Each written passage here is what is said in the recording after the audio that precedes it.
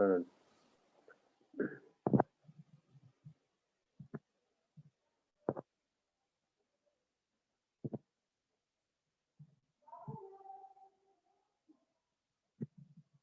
के छ आराम छौ? हेलो आरामै छ सर, हजुरलाई कस्तो छ?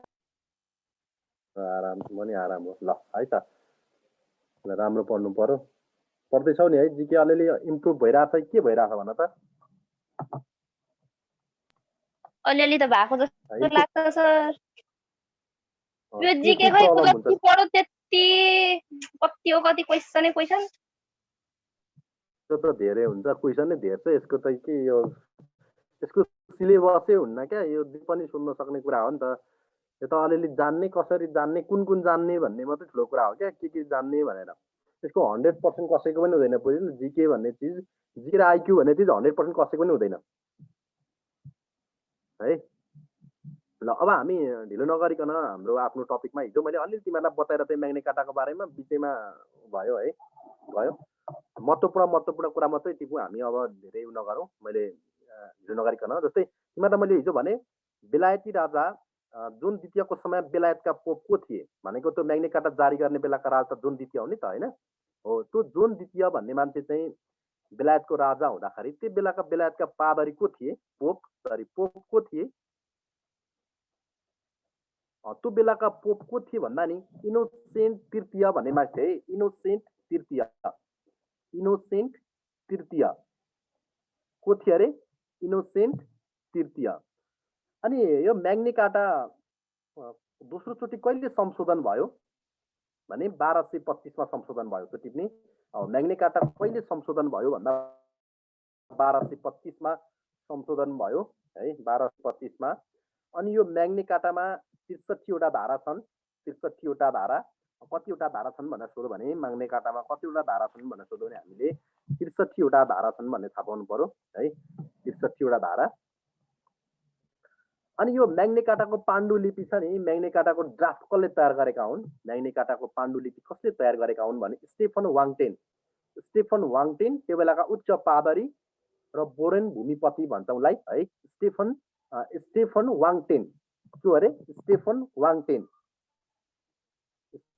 वाङटेन त्यो बेलाका पादरी उच्च पादरी अनि त्यसपछि यो म्याग्ने कार्टा हालसम्म कति प्रति सुरक्षित छ भन्दा म्याग्ने कार्टा हाल 4% सुरक्षित छ अहिलेसम्म 4% सुरक्षित अनि यो म्याग्ने कार्टा चाहिँ भेडाको छालामा लेखिएको थियो भेडाको छालामा है अनि म्याग्ने कार्टाको पहिलो दफामा के कुरा उल्लेख थियो भने चर्चको स्वायत्तता है चर्चको अटोनमस के गर्ने भनेर चर्चको स्वायत्तता सम्बन्धी व्यवस्था म्याग्ने कार्टाको पहिलो धारामा उल्लेख गरिएको थियो पहिलो दफामा अनि विश्वको इतिहासमा मानव अधिकारको सम्बन्धमा पहिलो लिखित दस्तावेज केलाई मान्छ म्याग्ने कार्टालाई अब तिमीले बुझिहाल्यौ है म्याग्ने कार्टा भनेको कहाँबाट छ बेलायतबाट जारी भएको छ कहिले जारी भयो 1215 जुन 15मा जारी भयो को थिए हेनरी को थिए हेनरीको उनीहरू भने त द्वितीय कि तृतीय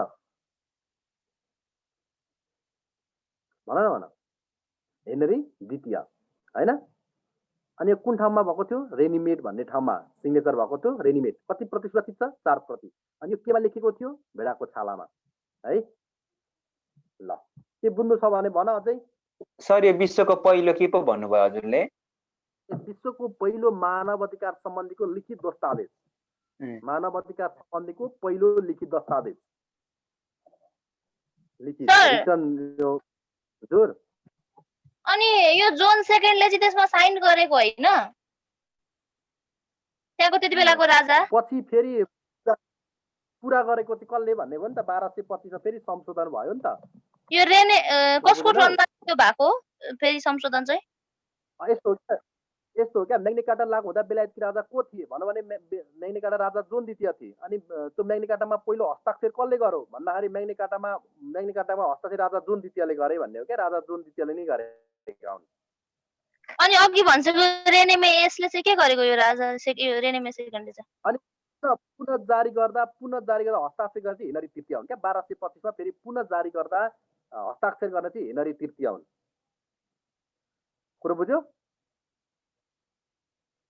यस सर ल हेनरी तृतीय अनि त्यस बेला त्यो बेलाका पोप को थिए भन्दा धर्मगुरु को थिए भन्दा इनोसेन्ट तृतीय भनेको क्या इनोसेन्ट तृतीय चाहिँ म्याग्ना कार्टा जारी गर्दाका पोप थिए पोप अनि राजा बेग्लै भयो पहिलो 1215 जुन 15मा त्यसपछि 1225मा पुरा गर्दाखेरि को थिए भन्दा हेनरी तृतीय थिए अनि आर्टिकल 63 वटा आर्टिकल छन् भने मैले अब यसका व्यवस्था त धेरै छन् सम्पत्तिको अधिकार सम्बन्धी व्यवस्था थियो व्यक्तिगत स्वतन्त्रताको अधिकार भनेको अहिलेको फन्डामेन्टल राइट्स एन्ड ड्युटी छ नि मौलिक हकको व्यवस्था हो यो कुरा व्यवस्था थियो अनि जथाभावी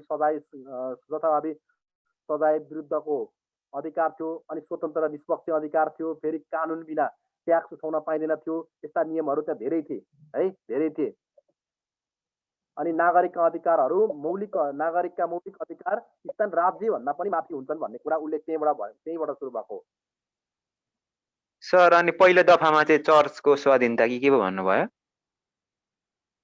चर्चको स्वाधीनता स्वायत्तता चर्चको स्वायत्तता सम्बन्धी व्यवस्था थियो भनेको चर्चको स्वायत्तता सम्बन्धी व्यवस्था थियो भनेको मैले कुरो बुझ्यो यस सर ल यसको धेरै कुरा छ क्या छन त अब त्यो सबै सम्भव छैन हामीलाई चाहिने कुरा आइसक्यो अब म्याग्ना कार्टाको पाण्डुलिपि कसले तयार गरेका हुन् भन्यो भने पाण्डुलिपि ड्राफ्ट भने स्टेफन वाङटेनले तयार गरेका हुन् ती उच्च पादरी थिए त्यो बेलाका तत्कालीन समयका उच्च पादरी थिए अनि कुन ठाउँमा सिग्नेचर भयो भन्दा रेनिमेड भन्ने ठाउँमा बेलायत भन्दा अथवा अहिलेको लन्डन सहर छ नि लन्डनबाट 15 माइल टाढा पर्छ त्यो रेनिमेड भन्ने ठाउँ हो त्यो रेनिमेड भन्ने ठाउँमा चाहिँ सिग्नेचर भयो अनि सोधेको छ कि क्वेसन हामीलाई जस्तै आर्मीलाई नै म्याग्ना कार्टा केमा लेखिएको थियो भनेर सोधेको छ क्या उसले भेडाको छालामा त्यसपछि ढुङ्गामा अनि अप्सनमा पेपरमा हैन अनि कपडामा भनेर उल्लेख गरेको थियो क्या चारवटा अप्सन उठेको थियो त्यो मध्ये हामीले केमा लेखेको थियो भन्दा त्यो तत्कालीन टाइममा भेडाको छालामा लेखेको थियो अहिलेसम्म पनि 4% सुरक्षित छन् भन्ने कुरा मैले गरेको त्यसपछि अर्को इन्डस्ट्रियल रिभोल्युसन जाउँ थोरै धेरै चाहिँदैन है इन्डस्ट्रियल रिभोल्युसनहरुको बारेमा ट्याक्क थोरै इन्डस्ट्रियल रिभोल्युसन यो इन्डस्ट्रियल रिभोल्युसन कहाँबाट भयो नै धेरै क्वेसन सोध्यो इन्डस्ट्रियल रिभोल्युसन कहाँबाट सुरु भयो भन्दा इन्डस्ट्रियल रिभोल्युसन सुरुवाती देश भनेको बेलायत हो है बेलायत इन्डस्ट्रियल रिभोल्युसनको सुरुवाती कहाँबाट भयो भन्दा बेलायत र दोस्रो इन्डस्ट्रियल रिभोल्युसन चाहिँ कहाँबाट भयो भन्दा फेरि बेल्जियमबाट सुरु भयो यो कहिले भएको थियो भन्दा तिम्रो 1760 देखि 1840 को अवधिमा 1760 देखि 1840 को अवधिमा चाहिँ तिम्रो यो औद्योगिक क्रान्ति भएको थियो औद्योगिक क्रान्ति अब यसको सबैभन्दा महत्त्वपूर्ण कुरा के रह्यो भने औद्योगिक क्रान्तिका मुख्य कुराहरू चाहिँ विभिन्न आविष्कार गरेका छन् क्या त्यो बेलाका साइन्टिस्टहरूले वैज्ञानिकहरूले के कुरा आविष्कार गरे त भन्ने कुरामा चाहिँ सबैभन्दा पहिले स्टिम इन्जिन भन्ने आविष्कार गरे जेम्स वाट भन्ने मान्छे यो चाहिँ इम्पोर्टेन्ट हुन आउँछ यहाँ है औद्योगिक क्रान्तिका उत्पादनहरू के हुन् भन्ने कुरा चाहिँ इम्पोर्टेन्ट कुरा हुन आउँछ जे कुरामा पनि स्टिम इन्जिन जेम्स वाट 1796 मा तिम्रो 1796 मा चाहिँ एडीमा आविष्कार गरेका थिए स्टिम इन्जिन जेम्स वाटले है अनि त्यसपछि अर्को नेक्स्ट वाटर फ्रेमको आविष्कार भएको थियो इन्डस्ट्रियल रिभोल्युसनमा वाटर डेट कहिले भन्नुभयो डेट 1796 जेम्स वाट 1796 है जेम्स वाटबाट अनि त्यसपछि water frame Richard Arkwright 1769 Richard Arkwright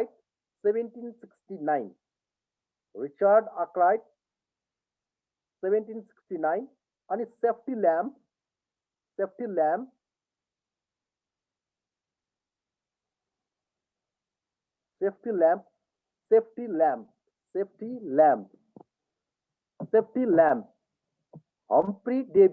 Humphry Davy safety lamp Humphry Davy सन् 1815 मा हम्फ्री डेवी है त हम्फ्री डेवी 1815 मा हम्फ्री डेवी 1815 मा हम्फ्री डेवी अनि त्यसपछि spinning jenny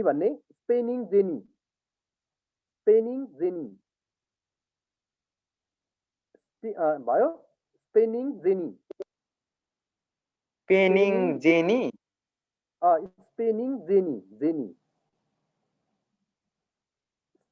jenny spinning jenny James Hargreaves 1764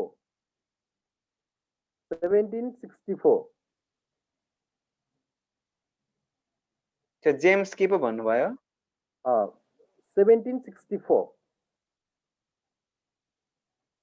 नाम चाहिँ James James are greens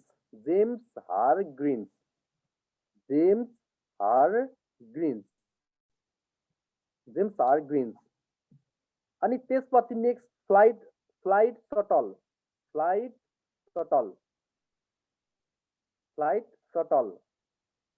John के फ्लाइट सटल जोन के 1743 अनि पावरलुमको आविष्कार पनि औद्योगिक क्रान्तिमा भएको थियो एडमन्ड कार्टराइट 1785 पावरलुम एडमन्ड कार्टराइट 1785 अनि कटन जिन इली बिट्नी 1793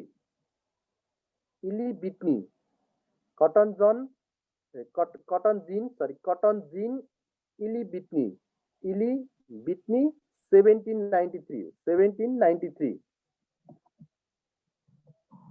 भयो 1793 अनि यो त औद्योगिक क्रान्तिको आविष्कारहरू भयो औद्योगिक क्रान्तिमा के महत्त्वपूर्ण उपलब्धि भयो भन्दा यिनै 7वटा कुरा उपलब्धि भएका थिए अनि औद्योगिक क्रान्ति कहिलेदेखि कहिलेसम्म चल्यो भन्दा 18औं शताब्दीको मध्यदेखि 19औं शताब्दीको मध्यसम्म चलेको थियो 18औं शताब्दीको मध्यदेखि 19औं शताब्दीको मध्यसम्म है मैले भने तिमीहरूलाई औद्योगिक क्रान्ति कहाँ भएको थियो भन्दा औद्योगिक क्रान्ति बेलायतमा भएको थियो अनि औद्योगिक क्रान्तिको अवधि कति थियो त भन्दा औद्योगिक क्रान्तिको अवधि 1760 देखि 1840 हैन 1760 देखि 1840 को अवधि थियो अनि यसको महत्त्वपूर्ण अर्को कुरा के रह्यो भने औद्योगिक क्रान्तिलाई अर्को के नामले चिनिन्छ भनेर सोध्यो भने औद्योगिक क्रान्तिलाई अर्को नामले यान्त्रिक क्रान्ति औद्योगिक क्रान्तिलाई अर्को के नामले चिनिन्छ भन्यो भने औद्योगिक क्रान्तिलाई अर्को यान्त्रिक क्रान्तिको नामले चिनिन्छ यान्त्रिक क्रान्ति अनि औद्योगिक क्रान्तिमा सर्वप्रथम कुन कुराको उत्पादनबाट सुरु भयो औद्योगिक क्रान्तिको सुरुवात के को उत्पादनबाट सुरु भयो भन्दा औद्योगिक क्रान्तिको सबैभन्दा सुरुवाती उत्पादन भनेको कपडा उत्पादन है अनि औद्योगिक क्रान्तिले संसारमा दुईवटा वर्गको एउटा जन्म दियो एउटा वर्ग भनेको पुँजीवादी र अर्को भनेको मजदुर वर्ग जसले उद्योग धन्दा सञ्चालन गर्छन् उनीहरू सबै पुँजीवादी वर्ग भए अनि जसले काम गर्न थाले उद्योग धन्दाहरूमा जसले काम गर्न थाले ती काम गर्ने जति सबै के भए मजदुर वर्ग भए दुईवटा वर्गको जन्म लियो औद्योगिक क्रान्ति पश्चात संसारभरि नै लागू भएपछि एउटा पुँजीपति वर्ग र एउटा मजदुर वर्ग अनि त्यसपछि औद्योगिक क्रान्ति हुनुभन्दा पहिले समाज कुन वर्गमा थियो भन्दा तीनवटा समाजमा थियो पहिले चाहिँ औद्योगिक क्रान्ति हुनुभन्दा अगाडिको समाज चाहिँ एउटा सामन्तीहरूको समाज थियो सामन्तीहरूको एउटा पादरी त्यो धर्मगुरुहरू हैन विद्वानहरू त्यो बेलाका अनि अर्को सर्वसाधारण हैन एउटा सामन्तीहरूको समूह एउटा विद्वान पादरी वर्गको समूह र एउटा चाहिँ सर्वसाधारण व्यक्तिहरूको समूह गरेर तीनवटा वर्ग थियो तर औद्योगिक क्रान्ति पछि चाहिँ दुईवटा वर्गमा विभाजित भयो संसार है बुझ्यो अनि कुरो बुझ्यो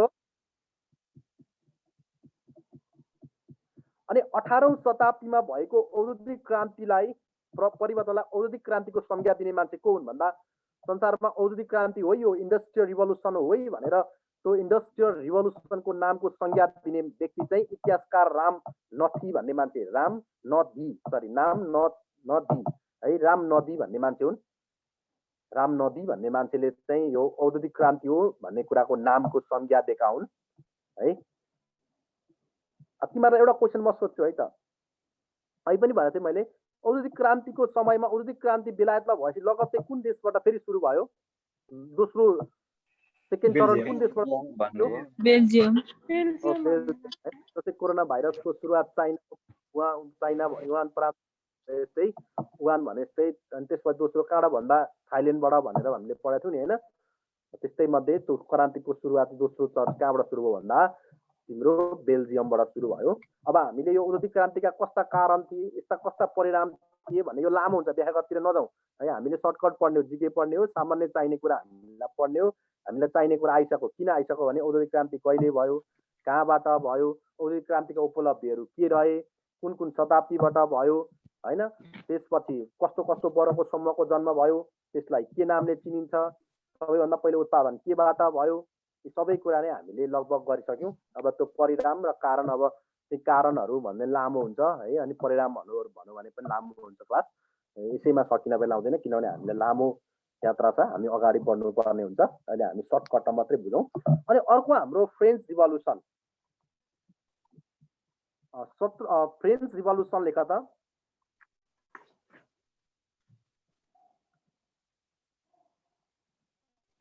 फ्रेन्च रिभोल्युसन भयो, फ्रेन्च रिभोल्युसन। यो फ्रेन्च रिभोल्युसनलाई अर्को कुन क्रान्तिले चिन्छ भन्दा इन्टलेक्चुअल रिभोल्युसन, बौद्धिक क्रान्तिको नामले पनि चिनिन्छ भन्ने टाउकोमा है, लेखिहाल त चाहिँ। अहिलेको यान्त्रिक औद्योगिक क्रान्तिलाई यान्त्रिक क्रान्ति भयो, औद्योगिकलाई यान्त्रिक। अब यो फ्रेन्च रिभोल्युसनलाई चाहिँ अर्को के नामले चिन्यो, इन्टलेक्चुअल क्रान्ति, इन्टलेक्चुअल रिभोल्युसन होइन, बौद्धिक क्रान्ति। किनभने त्यहाँ तिम्रो रुसो, भोलेन्टियर, त्यो बेलाका मन्टेस्क्यू होइन, त्यो बेलाका चर्चित विद्वानहरूको चाहिँ योगदान भएको कारणले गर्दाखेरि, कुनै त्यो समयका चर्चित विद्वानहरूको योगदान भएको कारणले यो क्रान्तिलाई चाहिँ इन्टलेक्चुअल रिभोल्युसन, बौद्धिक क्रान्ति भनिएको हो है। अहिले म तिनीहरूको बारेमा पनि थोरै बहुत कुरा गर्छु थोरै। अब हामीले के बुझ्नु पर्यो भने औद्योगिक क्रान्ति के अरे यो फ्रेन्च रिभोल्युसन कहिले भयो त भन्दा 1789 मा, 1789 मा। 1789 देखि खासमा 1793 मा जब त्यो राजा लुई 16लाई मृदण्डको सजाय दियो, राजा लुई 16लाई मृदण्डको सजाय दिइसकेपछि यो गृह युद्ध समाप्त भएको हो, यो फ्रान्सको राज्य क्रान्ति। तर पछि फेरि 1779 मा नेपोलियन बोनापार्टको उदय भएपछि चाहिँ अनि आधिकारिक रूपमै के भयो, पूर्ण रूपमा समाप्त भएको थियो। अब हामीलाई लेख्नुपर्ने कुरा के हुन्छ भन्दा औद्योगिक क्रान्ति के अरे फ्रेन्च रिभोल्युसन कहिले भयो, 1789 मा, 1789 मा भयो, यो लेख्ने है। अनि फ्रान्सको राज्य क्रान्तिमा महत्त्वपूर्ण योगदान दिने व्यक्तिहरू को हुन् अथवा विद्वानहरू को हुन्? फ्रान्सको राज्य क्रान्तिमा महत्त्वपूर्ण योगदान दिने विद्वानहरू को हुन् भनौँ भने रुसो हुन्, रुसो, कार्ल मार्क्स, त्यसपछि भोलेन्टियर भन्छ यसलाई, भोलेन्टियर भन्दैन, भोलेन्टियर। अनि त्यसपछि दिदिरो होइन, दिदिरो। अनि त्यसपछि मन्टेस्क्यू होइन, सेपरेसन अफ पावरका राइटर होइन, check and balance and separation of power भन्छ नि होइन, सेपरेसन अफ पावर, शक्ति पृथकीकरण तथा शक्ति सन्तुलन भन्नेको सिद्धान्तका प्रतिपादक। स्पेसल भन्ने भने separation of, check and balance, separation of power, महत्त्वपूर्ण चाहिँ सेपरेसन अफ पावर होइन, शक्ति पृथकीकरणको मात्रै सिद्धान्त आविष्कार गर्ने। अनि फ्रान्सको राज्य क्रान्तिको नारा के थियो त भन्दा समानता, स्वतन्त्रता र भातृत्व, ब्रदरहुड होइन त, समानता, क्वालिटी, अनि त्यसपछि फ्रिडम, अनि त्यसपछि ब्रदरहुड,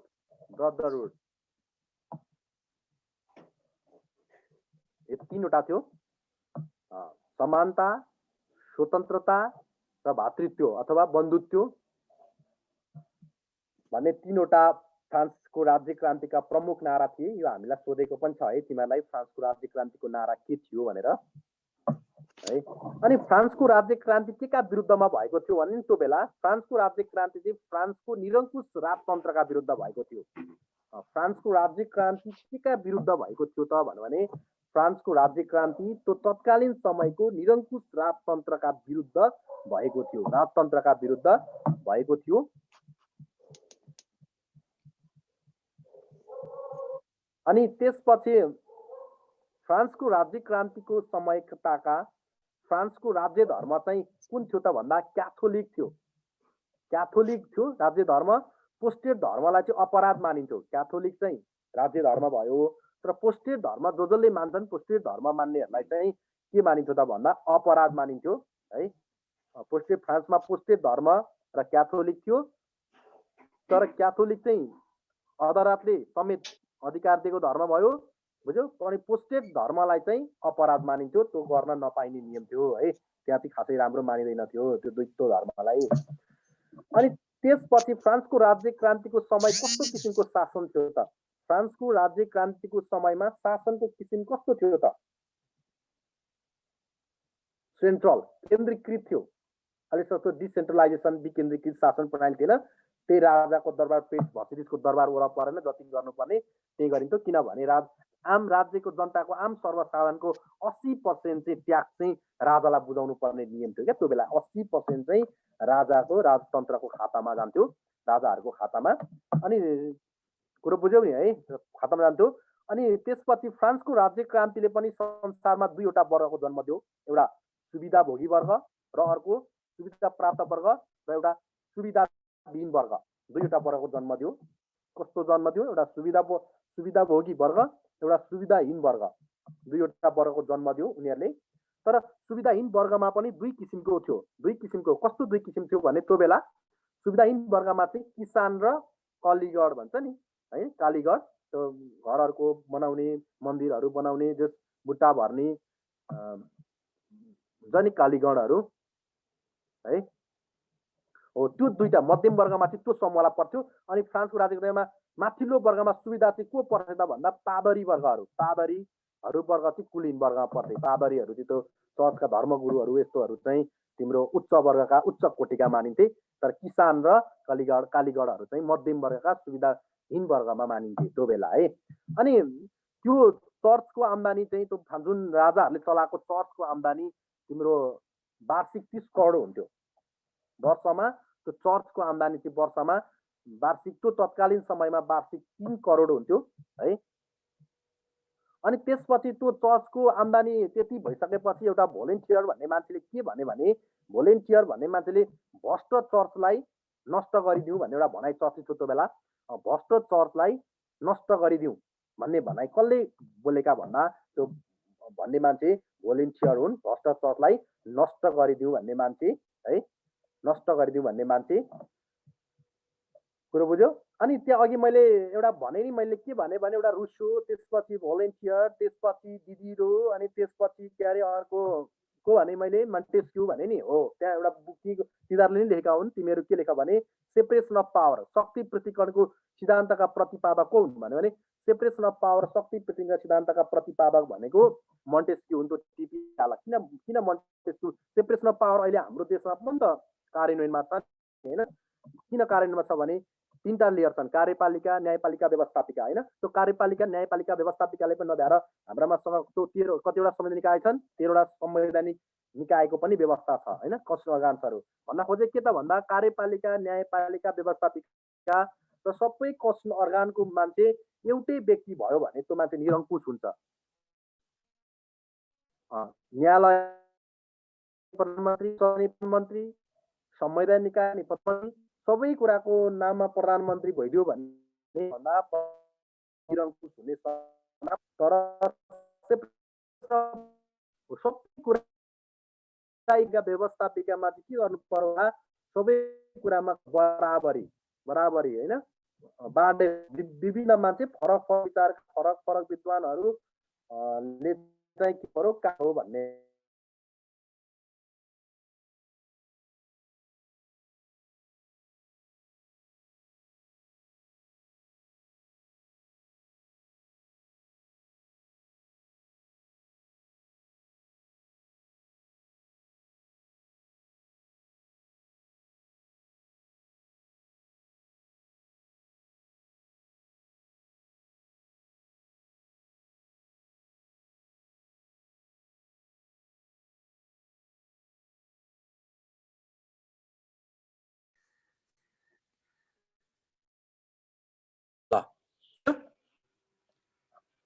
कुरो बुझ्यो है?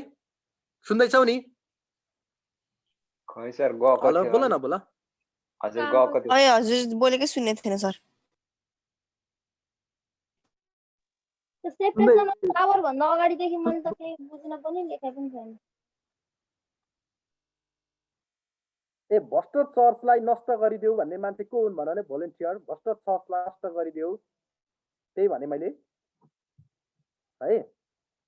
अनि त्यसपछि विश्वकोश है शब्दकोश छ नि विश्व शब्दकोशका लेखक पनि त्यही दिदो भन्ने मान्छे हुन् क्या।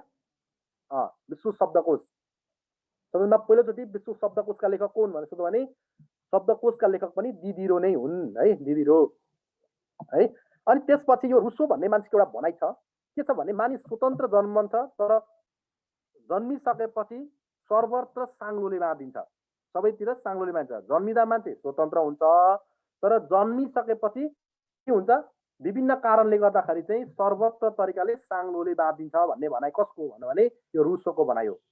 भनेको के त भन्दा मान्छे स्वतन्त्र जन्मिन्छ जन्मे पनि विभिन्न सर्वत्र विभिन्न जालजेलहरू होइन तिम्रो के अरे साङ्लोहरूले बाँधिन्छ भन्ने भनाइ कसको हो त भन्नु भने यो भनाइ चाहिँ तिम्रो रुसोको हो।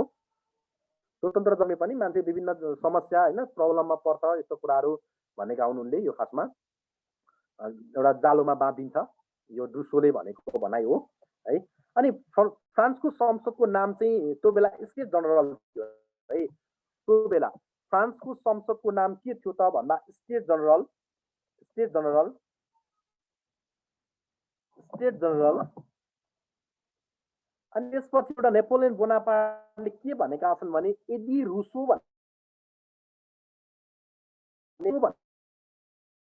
व्यक्ति नजिक क्रान्ति नै हुने थिएन। यो भनाइ कसको त भन्दा नेपोलियन बोनापार्टको हो। नेपोलियन बोनापार्टको हो। एउटा भनाइ छ हामीलाई पनि छ। मेरो आवाज सुनिएन अघि त बोनापार्ट ठिक भन्नुभयो अनि गइहाल्यो आवाज। यदि रुसो नभएको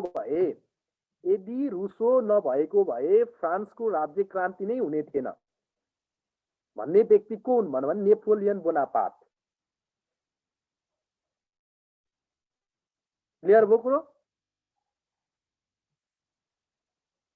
बिएम भएर यस्तो लाग्यो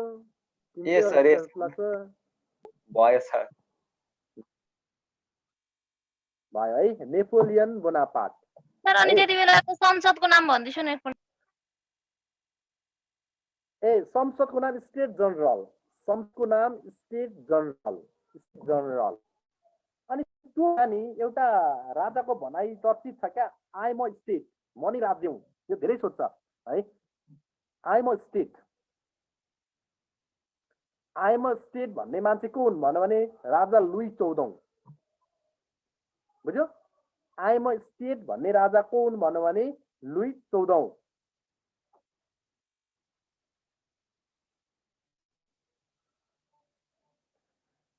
लुई 14औं भयो। आई एम स्टेट म नै राज्य हुँ भन्ने व्यक्तिको उहाँको तत्कालीन समयमा भन्दा म नै राज्य हुँ भन्ने व्यक्ति फ्रान्सको राजा लुई 14औं हुन् है। लुई 14औं भयो। यस सर हेलो ल लुई 14औं। अनि त्यसपछि नि त्यहाँका जनताहरूले के भन्थे भने नि पेरिसबाट 12 माइल टाढा चाहिँ एउटा राजदरबार थियो भर्साइल्स दरबार भनिन्थ्यो त्यो बेला। भर्साइल्सको दरबार विशाल राजमहल थियो बुझ्यौ नि विशाल राजमहल। त्यो विशाल राजमहललाई चाहिँ त्यहाँका तत्कालीन जनताले के भन्थे भने नि त्यो महललाई राष्ट्रको चिहान भनेर भन्थे बुझ्यौ नि राष्ट्रको चिहान भनेर चिन्थे। किनभने त्यहाँ चाहिँ निरङ्कुश तन्त्र निरङ्कुशी राजा अनि विलासी जीवन बिताउने राजा चर्चले नै आम्दानी 30 करोड त्यो बेला 30 करोड डलर। अनि आम नागरिकको आम्दानीको 80% ट्याक्स बुझाउनु पर्छ 20% मात्रै आफू राख भनेपछि कति हुन्छ आफै इमेजिन गर न होइन। सबै लगेको हो किन भन न सबै लगेको भइहाल्यो नि।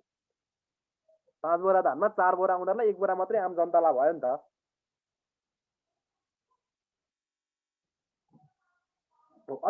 अत्याचार थियो। अनि त्यसपछि आम नागरिकले के गरे भन्दा त्यो लडाइँले फ्रान्सको राज्य क्रान्तिमा चाहिँ के हो भने त्यो बेला लुई 16औं थिए। फ्रेन्च रिभोल्युसन हुँदा त्यहाँका राजा को थिए भन्दा लुई 16औं थिए। अनि त्यो लुई 16औंलाई नि आम जनताले त्यहाँ मृत्युदण्डको सजाय दिए बुझ्यौ। त्यहाँको उसले चाहिँ पछि मृत्युदण्डको दिए 21 जनवरी 1793 मा 21 जनवरी 1793 मा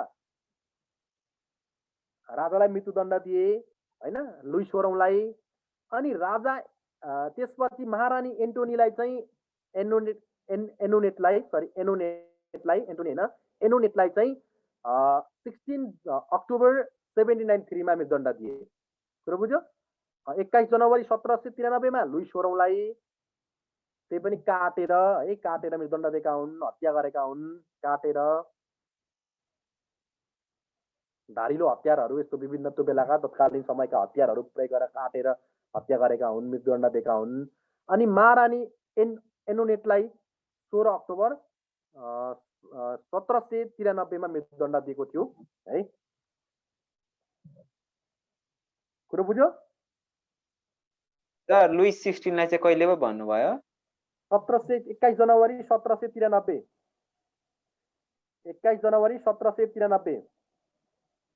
अनि त्यसपछि नि ती लुइस सोरौं भन्ने मान्छेले नि मृत्युदण्ड दिँदा के शब्द बोलेका थिए भने नि मेरो रगत फ्रान्सको समृद्धिको कारण बनोस् र राज्य अमर रहोस् भनेका थिए।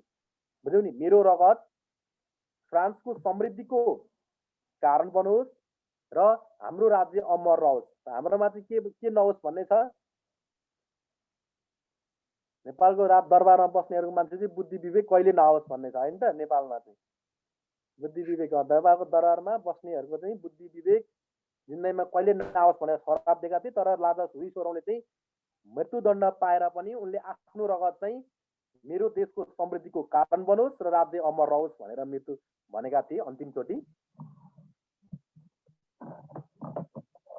अनि त्यसपछि राज्य अनि यो नेपोलियन बोनापार्टको उदय भएको छ है। यो अब हामीलाई कति सदस्य थिए यो सदस्य संख्यातिर हामी नलागौँ, कति स्टेट जनरलमा कति सदस्य थिए, फेरि स्टेट जनरलको बैठक पछिल्लोचोटि तिम्रो 1787 मा कहिले बस्यो, कति वर्षपछि बस्यो हैन, यो कुरातिर हामी नलागौँ, यो लाग्यो भने लामो हुन्छ। अनि त्यसपछि अर्को कुरा, राज्य क्रान्तिपछि नेपोलियन बोनापार्टले को कानुनहरूको सङ्कलन परिमार्जन गरी देशभरि लागू हुने गरी एक प्रकारको कानुन निकालेका थिए। त्यसलाई चाहिँ नेपोलियन कोड भनिन्थ्यो। कुरो बुझ्यौ? नेपोलियन बोनापार्टले निकालेको कानुनहरूको सङ्ग्रहलाई अथवा परिमार्जन गरेको सङ्ग्रहलाई चाहिँ के भनिन्थ्यो त भन्दा त्यो बेलाको समयमा नेपोलियन कोड भनिन्थ्यो। नेपोलियन कोड है। अनि मैले अहिले तिमीहरूलाई भनिसकेँ, नेपोलियन बोनापार्टलाई चाहिँ क्रान्तिको पुत्र मानिन्छ, विश्वमा क्रान्तिको पुत्र मानिन्छ। अनि ऊ चाहिँ फ्रान्सको सत्तामा है, फ्रान्सको सत्तामा चाहिँ 1779 मा के गरे त भन्दा राज्यरोहण गरे है त, सत्तामा आए 1799 मा।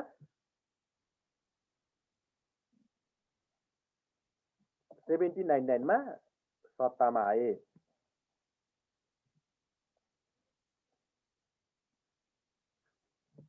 ल अनि त्यसपछि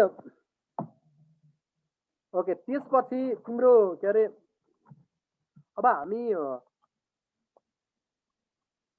अमेरिकन रिभोल्युसनको बारेमा चर्चा गरौँ। अमेरिकन रिभोल्युसनको बारेमा है। रिभोल्युसन तिम्रो 14 ले भनेको हो। आइएम अ स्टेट भनेर चाहिँ लुइस 14 ले भनेका हुन्।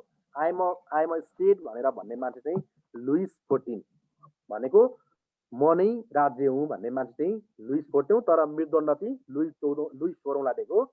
मैले अहिले भने 21 जनवरी 1793 मा हैन। मेरो मृत्युको कारण, मेरो रगत मृत्युको कारण के हो भन्नुहोस्, फ्रान्सको समृद्धिको कारण बनोस् भन्ने मान्छे है। अनि त्यसपछि अमेरिकी स्वतन्त्र सङ्ग्राम टाउकेमा लेख 1775 टु 1783। 19 अप्रिल 1775 देखि 1783 सम्म भएको थियो। त हामीले पुरा डेट जान्नु पर्दैन। 1775 टु 1783 भन्दा भइहाल्यो। 8 वर्ष। कति वर्ष चलेको थियो भन्नु भने 8 वर्ष। अमेरिकी स्वतन्त्र सङ्ग्राम भनेको के त भन्दा बेलायती उपनिवेशबाट त्यो बेला तत्कालीन समयमा बेलायतले कोलोनाइजेसन गरेको थियो अमेरिकालाई। स्वतन्त्रता पाउनको लागि अमेरिकी नागरिकहरूले गरेको सङ्घर्ष वा युद्ध नै अमेरिकी स्वतन्त्र सङ्ग्राम हो। कुरो बुझ्यो? अब उताको फ्रान्सको राज्य क्रान्ति के रहेछ? राजाहरूको निरङ्कुश तन्त्र होइन, त्यो बेलाको पादरीहरूको सोच विचार, अनि संसारमा उठेको समानता, स्वतन्त्रता, विश्व बन्धुत्वको भावना, अनि राजाहरू निरङ्कुश तन्त्र हुनु, त्यो चाहिँ फ्रान्सको राज्य क्रान्तिको प्रमुख कारण छ। त्यहाँका राजा नै प्रमुख कारण रहेछन्। स्पेसल भन्ने हो भने तर यता अमेरिकी स्वतन्त्र सङ्ग्राममा चाहिँ के रहेछ त भन्दा बेलायतको कोलोनाइजेसन भनेको उपनिवेशबाट स्वतन्त्रता पाउनका लागि आम अमेरिकी नागरिकले गरेको आन्दोलन नै चाहिँ के हो अमेरिकी स्वतन्त्र सङ्ग्राम हो। त्यो कहिले भयो त भन्दा 1775 देखि 1783 मा भयो। 1775 देखि 1783 मा भयो। 8 वर्ष चलेको थियो, 8 वर्ष है। अनि यो स्वतन्त्र सङ्ग्राम अमेरिकी स्वतन्त्र सङ्ग्रामका कमान्डर को थिए त भन्दा जर्ज वाशिङटन थिए। अमेरिकी स्वतन्त्र सङ्ग्रामका कमान्डर को थिए त भन्नु भने जर्ज वाशिङटन थिए। हो, तिनैको नामबाट अमेरिकाको राजधानीको नाम जर्ज वाशिङटन छ हैन। जर्ज तिनैको नामबाट वाशिङटन डिसी कसको नामबाट रह्यो त? वाशिङटन डिसी भनेको त्यही जर्ज वाशिङटनकै नामबाट रहेको अमेरिकाको राजधानी सहर वाशिङटन डिसी तिनै जर्ज वाशिङटनकै नामबाट के रह्यो? राजधानीको नाम रह्यो। अनि अमेरिकी स्वतन्त्र सङ्ग्रामको पनि नारा छ। के नारा छ भन्दा life liberty a pursuit of happiness भनेको समानता, स्वतन्त्रता र सुखी जीवन, सुखको जीवन, pursuit of happiness, life liberty and pursuit of happiness, pursuit of happiness है। समानता, स्वतन्त्रता र सुखको खोजी नै यो नारा कण्ठ बनाऊ है। तिनटै नझुकिनु है। उता समानता, स्वतन्त्रता, विश्वबन्धुको भावना, यता चाहिँ के रहेछ? सुखी है। समानता, स्वतन्त्रता र सुखको खोजी, त्यही दुईटा एउटै भइहाल्यो हैन। एउटा लास्टको पोइन्ट मात्रै तिमीले जान्न सक्यौ भने भइहाल्यो है त। समानता र स्वतन्त्रता उता सेम, उता के अरे ब्रदरहुड भइहाल्यो, यतापट्टि पर्स्युट अफ ह्याप्पिनेस, सुखको खोजी। यो नै मुख्य नारा थियो है। अनि यो अमेरिकी स्वतन्त्र सङ्ग्राम नि भर्साइल्सको सन्धिबाट चाहिँ इन्डिङ भएको थियो है। भर्साइल्सको सन्धि कहिले इन्डिङ भयो त अमेरिकी स्वतन्त्र सङ्ग्राम भन्दा भर्साइल्सको सन्धिबाट इन्डिङ भएको थियो। त्यो टिप्ने कुन युद्ध कुन सन्धिबाट? किनभने तिम्रो भर्साइल्सको सन्धि अथवा भर्सलिसको सन्धि है, भर्साइल्सको सन्धि भन्ने भर्साइल्सको सन्धिबाट चाहिँ यो भएको थियो। यो 3 सेप्टेम्बर 1783 मा अमेरिका र बेलायत भएको थियो। 3 सेप्टेम्बर 1783 मा अमेरिका र बेलायत बीच भएको थियो है। अनि अमेरिकी स्वतन्त्रताको घोषणा पत्र तयार गर्ने व्यक्ति को हुन् भन त? इन्डिपेन्डेन्स डिक्लेरेसन, अमेरिकी स्वतन्त्रताको घोषणा पत्र तयार गर्ने व्यक्ति भनेको थोमस जेफरसन। कुरो बुझ्यो? Thomas Jefferson. अमेरिकी स्वतन्त्र सङ्ग्रामको, अमेरिकी स्वतन्त्रताको तिम्रो यो के अरे घोषणा पत्र तयार गर्ने व्यक्तिको नाम तत्कालीन राष्ट्रपति थोमस जेफरसन, पछि राष्ट्रपति पनि हुन् थोमस जेफरसन। अनि अमेरिकी स्वतन्त्र सङ्ग्राममा महत्त्वपूर्ण योगदान दिने विद्वानहरू को थिए त भन्दा महत्त्वपूर्ण योगदान दिने विद्वानहरू Samuel Adams, John Adams, Thomas Paine यिनीहरू थिए है। Samuel Adams, John Adams, Thomas Paine हो। यस्ता विद्वानहरूको चाहिँ के थियो त भन्दा योगदान रहेको थियो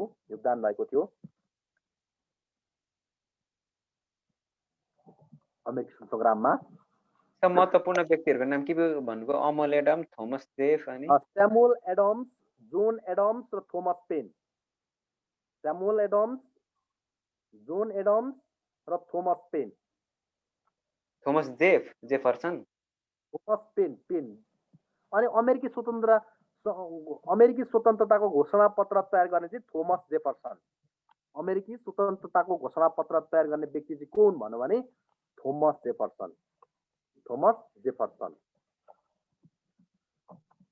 है। अनि अमेरिकी स्वतन्त्र सङ्ग्रामको युद्धको नारा के थियो त भन्दा त्यो चाहिँ उ भयो हैन, एउटा नारा स्लोगन नारा मात्रै। तर युद्धताको नारा के थियो त भन्दा युद्धताका नारा चाहिँ कि मृत्यु देऊ कि स्वतन्त्रता देऊ, दुई मध्ये एक देऊ, कि मृत्यु देऊ हामीलाई कि स्वतन्त्रता देऊ। त्यो युद्धताको समयको नारा है। यो फेरि पछि नारा चेन्ज भएको।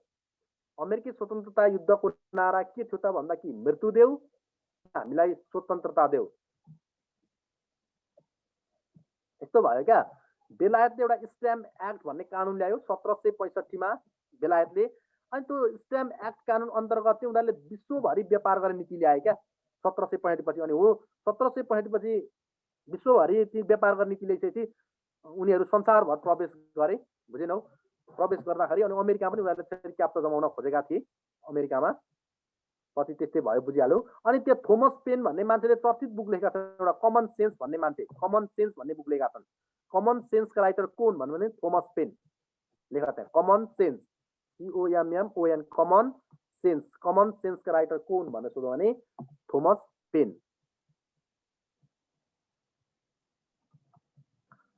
थोमस पेन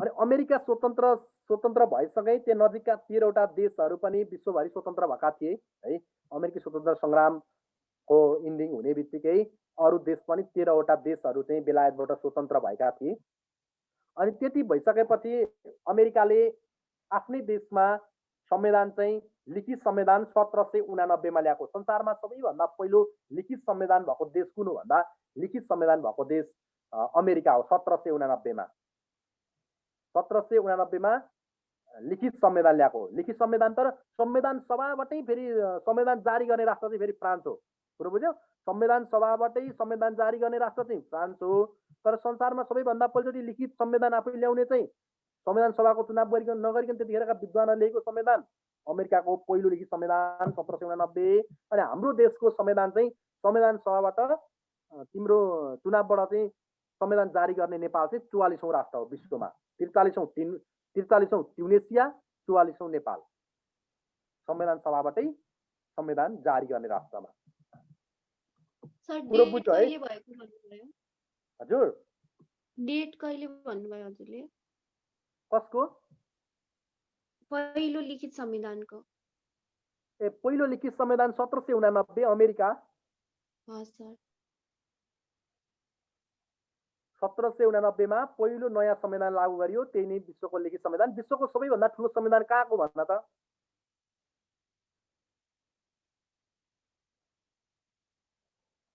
विश्वको बेलायतमा त संविधान अलिखित संविधान भएको देश हो बेलायत त संविधानै छैन अलिखित संविधान त्यही म्याग्ने कार्टाकै जे छ म्याग्ने कार्टाबाट अहिलेसम्म परिवर्तन हुँदै आएको हुन्छ संसारमा उत्कृष्ट डेमोक्रेसी भएको देश हो प्रजातन्त्र उत्कृष्ट प्रजातन्त्र भएको देशमा 1 नम्बरमा पर्छ बेलायत किनभने सामान्य भन्दा कुरामा पनि उनीहरूले रेफरेन्डम जनमत संग्रह गर्छन् बिना विवाद आम जनतालाई स्वीकार गर्छन् उनीहरूले जे कुरा पनि जनतालाई नै छोडिदिन्छन् जति गर्नु छ जनतालाई नै किनभने एउटा सामान्य कुरामा त हैन के अरे त्यो युरोपेली युनियनबाट ब्रेक्जिट हैन युरोपेली युनियन एउटा संस्थाबाट छोड्न त आम नागरिकसँग उनीहरू जनमत संग्रहमा गए छोड्ने कि बस्ने भनेर उत्कृष्ट हो संसारको सबैभन्दा ठुलो संविधान भनेको भारतको हेर अनि सबैभन्दा सानो संविधान भनेको अमेरिकाको हो त्यही कारणले के भन्नु पर्यो भने संविधान नै ठुलो कुरा हैन शासन प्रणाली भन्ने चिज के छ सिस्टम हो हैन सिस्टम हो यो व्यक्तिमा यो के अरे त्यो कागजमा हैन सिस्टममा व्यक्तिमा भर पर्छ कसले कसरी चलायो भन्ने कुरामा मात्रै सरकार हुन्छ कागज धेरै आउने बित्तिकै ऐन नीति नियम विनिमय अनि कार्यविधि परिपत्र यस्ता हुने बित्तिकै देश बन्ने होइन त्यहाँ हुने सिस्टम चलाउने मान्छेमा के हुनु पर्यो भर पर्छ त्यही भएर शासन प्रणाली भन्ने चिज के हुन्छ जहिले पनि खराब हुँदैन खरा होइन कहिले पनि शासन खराब हुँदैन राजा पनि खराब हुँदैन तर चलाउने मान्छेमा भर पर्छ बेलायत पनि अहिलेसम्म राजतन्त्र मुलुक हो क्यानाडा पनि राजतन्त्र त मुलुकै हो अस्ट्रेलिया पनि राजतन्त्र त मुलुकै हो होइन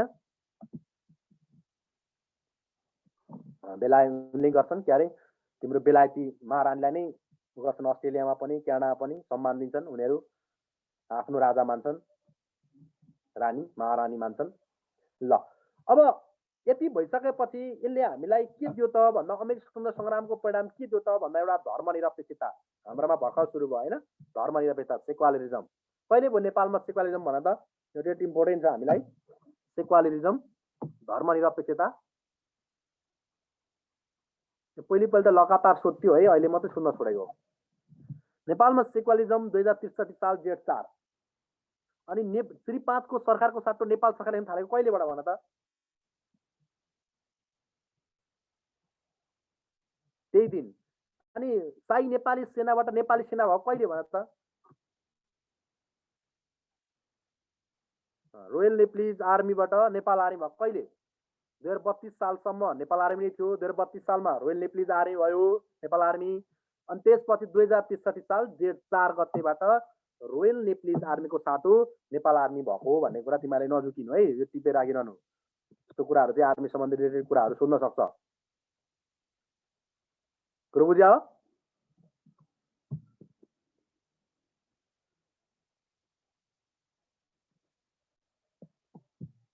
हेलो बुझेछ सर। यस ए, सर। ल अब हामी जाउँ रसियन रिभोल्युसन। तिम्रो रसियन रिभोल्युसन है, यसलाई हामीले अक्टोबर रिभोल्युसन पनि भन्छौँ। अक्टोबर रिभोल्युसन, रुसी अक्टोबर क्रान्ति। अब रुसी अक्टोबर क्रान्ति भनेको के हो त भन्दा यहाँ चाहिँ दुईटा कुरा, एउटा रुसी शासक एउटा जार भन्ने र विरुद्ध है। रुसी शासकको नाम जार, त्यो बेलामा जार भनेको राजालाई, रुसको शासन प्रणाली त्यो बेला राजालाई जार, रानीलाई जरिना भनिन्थ्यो क्या।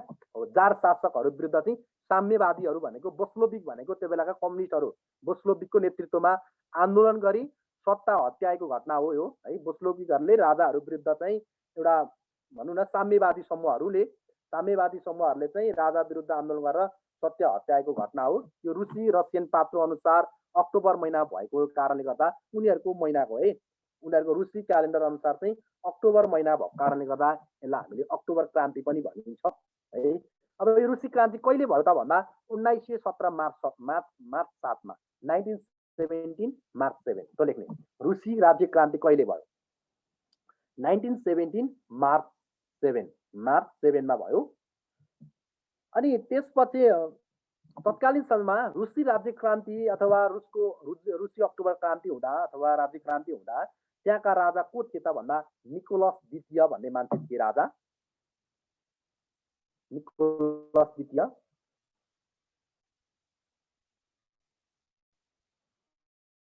है, निकोलस द्वितीय राजा थिए, निकोलस द्वितीय। अनि निकोलस द्वितीय सत्य के अरे तिम्रो गद्दी त्याग गरे भन्दा 15 मार्च 1917 है, 7 मार्चबाट रुसी राज्य क्रान्ति सुरु भयो। 15 मार्च 1917 मा चाहिँ के गरे त भन्दा यिनले राजगद्दी त्याग गरे है। अहिले मैले भने रुसी क्रान्तिको समयमा राजालाई जार भनिन्थ्यो, रानीलाई जरिना भनिन्थ्यो है। अनि रुसी राज्य क्रान्ति परेपछि विश्वमा के को सूत्रपात आयो भन्दा साम्यवादको सूत्रपात आयो। संसारभरि साम्यवाद लागू भयो। अनि रुसी राज्य क्रान्तिको समयमा रुसको सेनालाई के भन्छ भन्दा लाल सेना, रेड आर्मी, लाल सेना भनिन्थ्यो, रेड आर्मी है। रुसी राज्य क्रान्ति पश्चात रुसी सेनालाई के भनिन्थ्यो? रुसी राज्य क्रान्ति पश्चात भइसकेपछि रुसी सेनालाई के भन्छ भन्दा रेड आर्मी, रेड टेरोर भन्दा पनि, लाल सेना, रेड टेरोर भन्दा नि हुन्छ। अझ शब्द सुन्नु, लाल सेना है, रेड आर्मी भनिन्थ्यो, लाल सेना भनिन्थ्यो।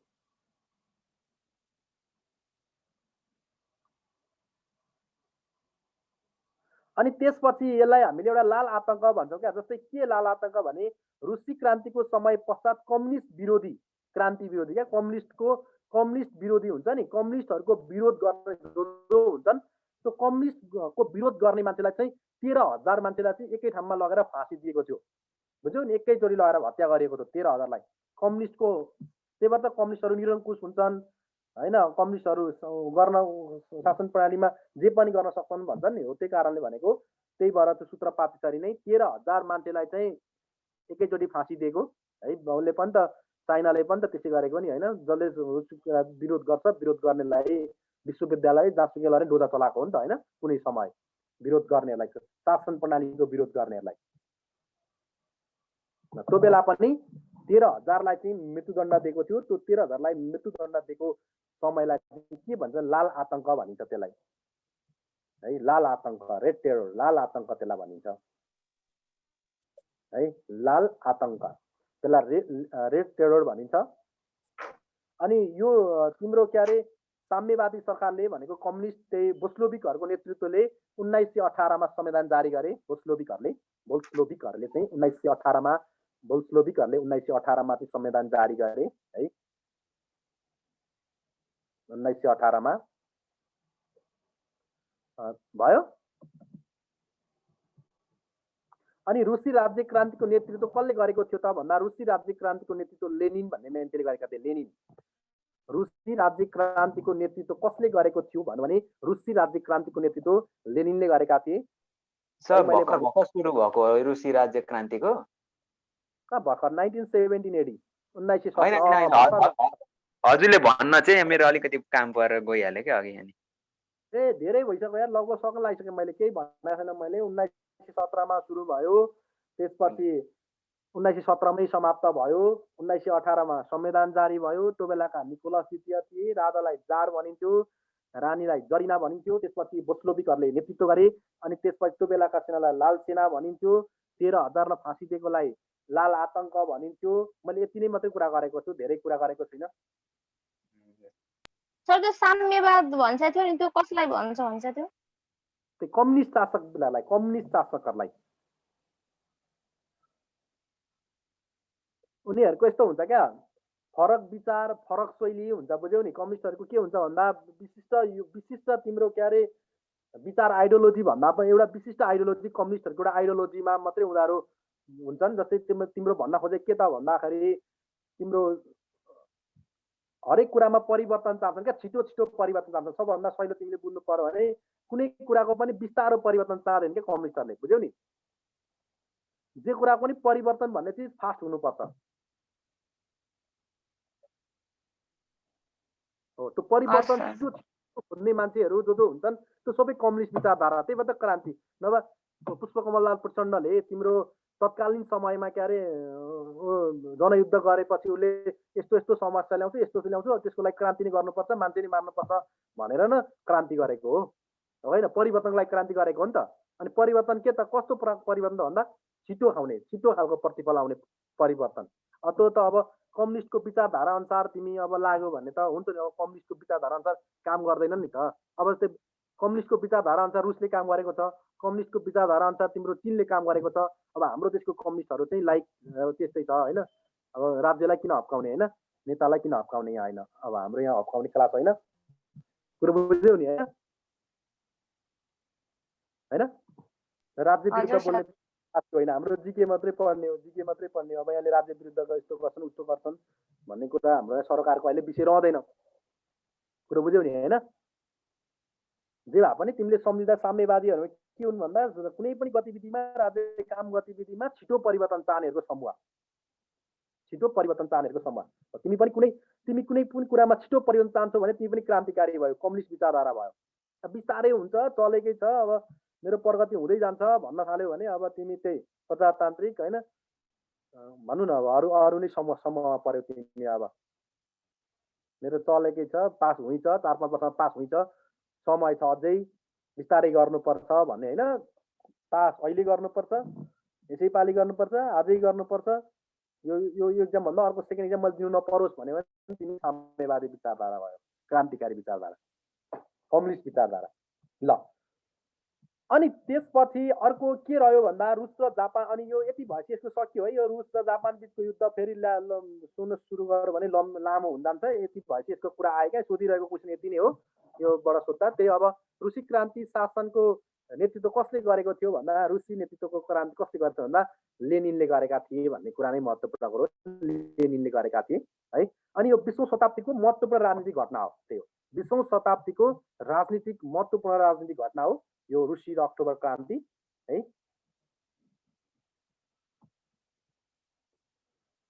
कुरो बुझ्यो है? अलिकति मैले एउटा थोरै तिमीहरूलाई त एउटा गल्ती भने है, थोरै मात्रै। जस्तै के गल्ती भनेको थियो भने मैले, सुन न, जस्तै यो टोक्या त संसारको समयअनुसार 7 मार्चै हो है, तर रुसी क्यालेन्डर अनुसार चाहिँ तिमीले रुसी क्यालेन्डर अनुसार चाहिँ 7 नोभेम्बर 1917मा भएको थियो है। फेरि त्यो कुरा चाहिँ नझुकिनु। फेरि रुसी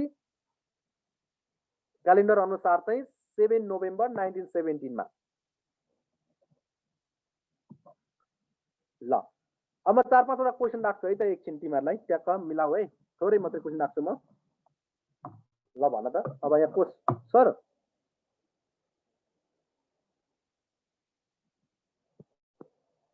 हेलो, 7 नोभेम्बर रुसी क्यालेन्डरमा चाहिँ हो, रुसी क्यालेन्डर चाहिँ 7 नोभेम्बर 1917मा भएको हो, होइन? रुसी क्यालेन्डर त्यो बेला रुसी क्यालेन्डर भन्ने लागु थियो। हस् सर। अनि सर भारतीय स्वतन्त्रता संग्राम छ नि, होइन भारतीय पनि पढ्छौँ हामी। अब तिम्रो प्रथम विश्वयुद्ध बाँकी छ, त्यसपछि सेकेन्ड वर्ल्ड वार बाँकी छ, त्यसपछि कोल्ड वार बाँकी छ, त्यसपछि भर्सुलस ट्रिटी बाँकी छ हैन, अनि त्यसपछि भारतीय स्वतन्त्र सङ्ग्राम छ। कुरो बुझ्यो?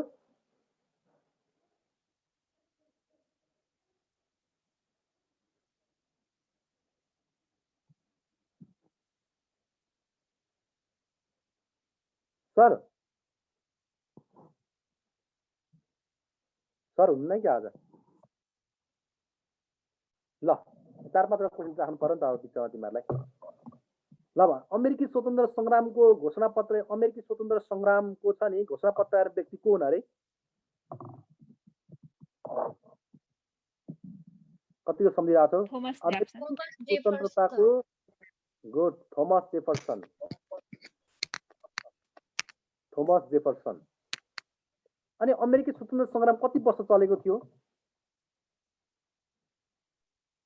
8 वर्ष। हो गुड 8 वर्ष। अनि अमेरिकामा संविधान कहिले जारी भयो? 1789।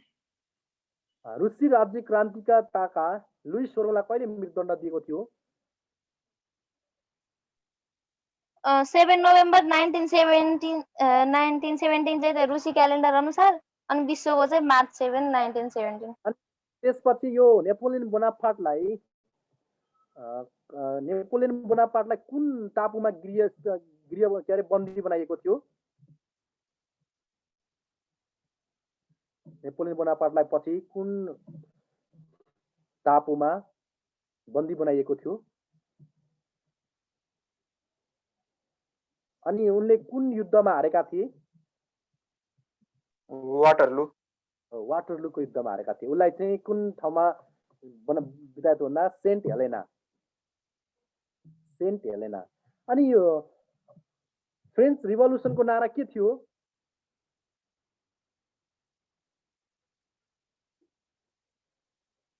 फ्रेन्च रिभोल्युसनको नारा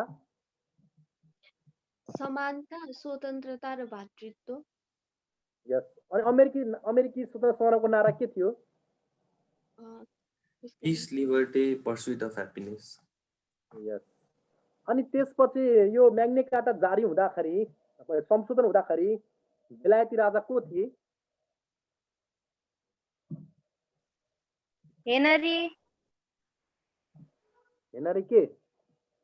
हेनरी सेकेन्ड। ठिक छ। अनि कसले ड्राफ्ट कसले तयार पारेको थियो? यसको पाण्डुलिपि कसले तयार पारेको थियो? त्यो बेलाको त्यो पादरी स्टेफेन वाङटेन भन्ने मान्छे। अरूले पनि टिप्या हो कि उसले मात्रै टिप्या हो? अरू त बोल्दैन त, अरूले टिपेनौ कि जस्तो लाग्यो। अल्छी गरेर बस्यो क्या हो? टिपेको छ। रुसको चाहिँ छुट्यो मेरो, अरू त टिपेको छ। त्यो साथीहरूसँग माग, अब अहिले तिमी हराइदिने कहाँ हुन्छ? हजुर फोन आयो। अनि फोन आएपछि अनि उठाउने त्यो त अनि त्यो क्लास टाइममा। ल अर्को क्वेसन एउटा भन्छ मलाई, रुस र यो कोर्स यहाँ सिलेबस भन्दा बाहिर रुस र जापान बीच कहिले युद्ध भएको थियो?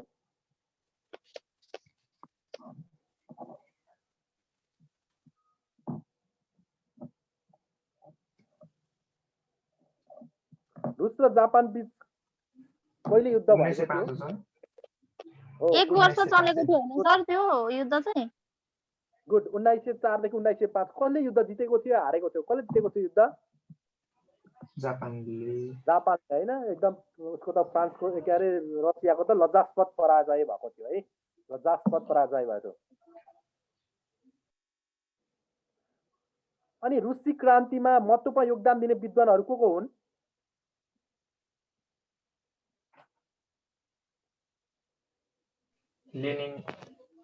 लेनिन त रुसी क्रान्ति शासनको नेतृत्व गर्दै भए। बोल्सोभिकहरूको त्यो बेलाका बोल्सोभिक भनेको रसियन साम्यवादीहरू है, रसियन साम्यवादीको नेतृत्व गर्दै भए उता लेनिन भन्ने त रुसी क्रान्तिको नेतृत्व गर्ने नै हुन्।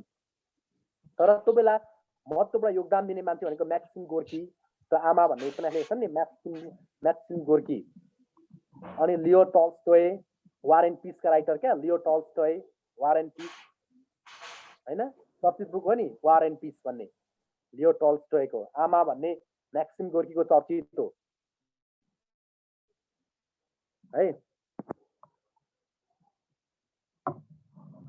ल अब हामी टाइम के अर्को क्लास तिमीहरूको छ छैन भनेर मैले रोकेको एकछिन है न म अर्को टपिक तिर्छौँ भनेर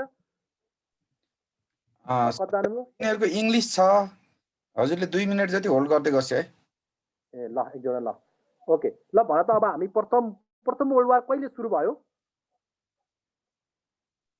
1914 28 July 1914. गुड 28 जुलाई अनि भन न 28 जुलाई 1914 है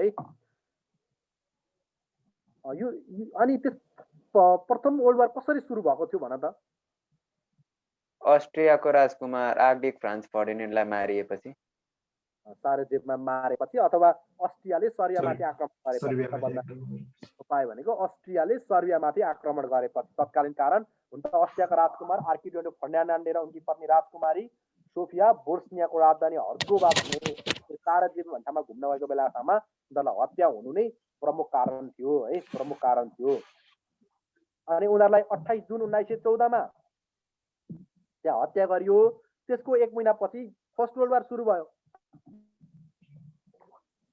है पुरो बुझ्यो अनि मैले अहिले भने कमन सेन्स भन्नेका राइटर को हुन रे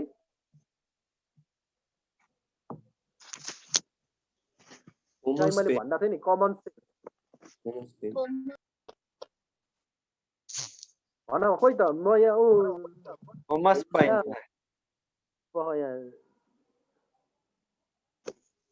ल भन त Thomas Paine.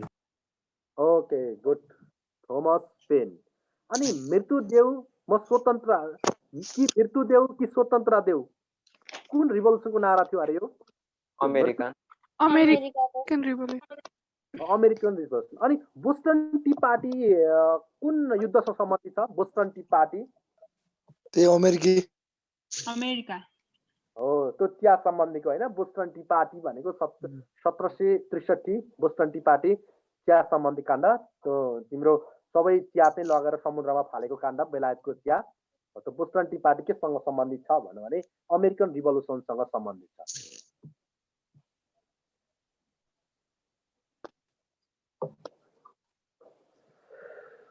अनि रुसी क्रान्तिको समयमा रुसका राजालाई के भनिन्थ्यो जार रानीलाई जरिना अनि फ्रान्सको संसदको नाम तत्कालीन समयमा फ्रान्सको संसदको नाम तत्कालीन समयमा स्टेट जनरल त्यो थाहा छ तिमीलाई स्टेट जनरल भन्ने छ नि स्टेट जनरलमा कति स्टेट के जनरल भन्छ स्टेट जनरल त्यो स्टेट जनरलमा कतिजना मेम्बर हुन्थे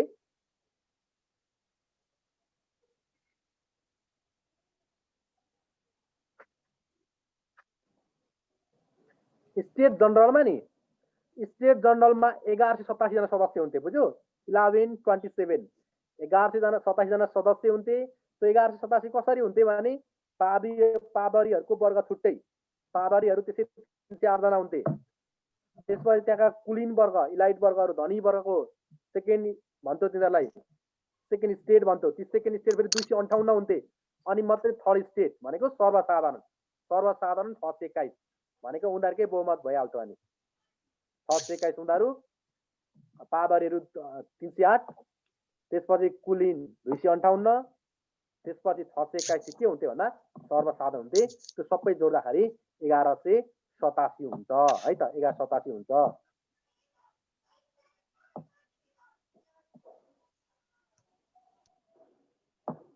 कुरो बुझ्यो सर 1127 भन्नुभयो कि 1187 1187 1187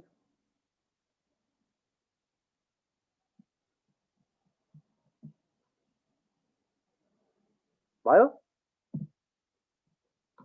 सर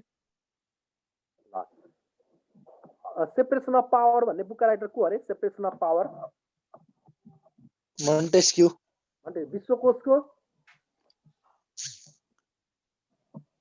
हजुर विश्वकोशको इन्साइक्लोपेडिया क्या विश्वकोश इन्साइक्लोपेडियाको दिदिरो गुड डिड हो है हो यति यसरी कन्ठ पाउनु पर्यो क्या ट्याक्क अनि आउँछ यो त फेरि अहिले भनेको मध्ये क्वेसन त कन्फर्म हो नि फेरि सोद्धा यही नै क्वेसन यहाँ दोस्रो कुरो सोध्दैन फेरि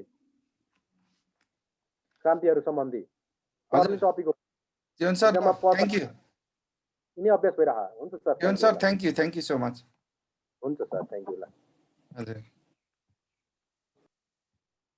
thank you sir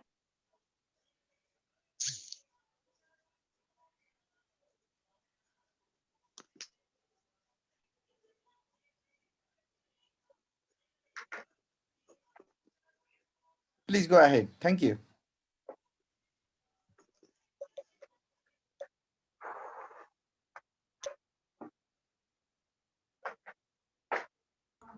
Hello, Ryan sir. Sir, namaste. Good afternoon, brother. Good afternoon. Sir, good afternoon. Sir, अनि हाम्रो यो स्टुडेन्टहरुको चाहिँ हाम्रो मेल हजुरसँग छ त सर? मेल एड्रेस हजुर भाइबरमा पीडीएफ अलि मिलेन जस्तो लाग्छ सर अस्ति पनि ट्राई गरेको मैले मिल्छ राजा मिल्छ अनि मैले अहिलेसम्म ट्राई गर्दैछु सर हैन अर्को ग्रुपमा पनि त्यसमा भाइबर मैले शेयर गर्न खोजेको मेसेन्जर र भाइबर त पीडीएफ रिड गर्ने मान्दैन मेलमा चाहिँ एकचोटि ट्राई गरौँ त मैले स्टाफ कलेजको सबै त्यसै गरेर भाइबर ग्रुपमै पठाइदिरहेको छु हजुर त्यो कम्प्युटरबाट कपी गरिसक्नु सर कम्प्युटरबाट त्यो मिनिमाइज गरेर कम्प्युटरबाट कपी गर्दै ओके यस कम्प्युटरमा हजुरले मेसेन्जरमा जस्ट हाल्दिएपछि अनि त्यहीबाट फरवर्ड गरेर पठाइदिएछ इमेलबाट पनि कपी गरेर हाल्न मिल्दैन भाइबरमा पनि मिलिरहेछ सर भनेपछि मेसेन्जरमा खै मैले गरौँ त मलाई एउटा फाइल पठाइदिनु होला अनि म ट्राई गरेर अनि हेरौँ न नि आइराज हुन्छ सर हुन्छ हामी इमेल एड्रेस दिइहाल्छ नि क्लास क्याप्टेन हरायो र त ए हो सर ल राजा ल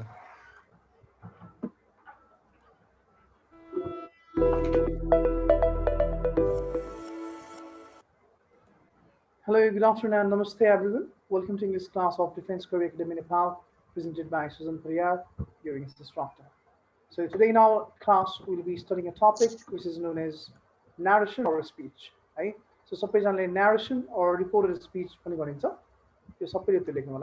my god, a conversation, right? So this is not the topic of ours. So it's narration, which is also known as reported speech.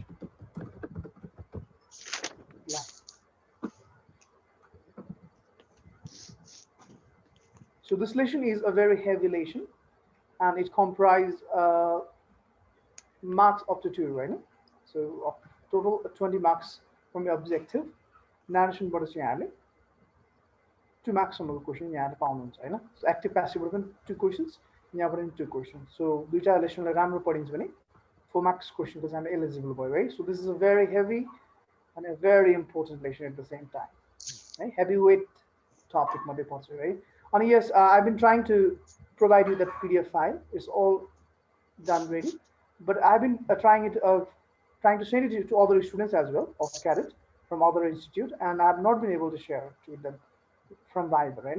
So let's see if I can do something today, or maybe I'll just send it to Rajendra, and you will probably figure some way out to make it reach you people, right? So the ready master, include the narration. It cannot be completed within an hour. It will take out 2 classes today and auto class. So as I practice running at PDF. So next week I'm building this one. Keep up running. And your PDF file is all code of phrasal bob back is up. By the phrasal bob here's 2 more pages around. Right? All right. So then for today, without any delay, let us move on to the lesson, which is known as narration. All right. So narration, what do you understand by narration? Anyone? What do you understand by narration or reported speech?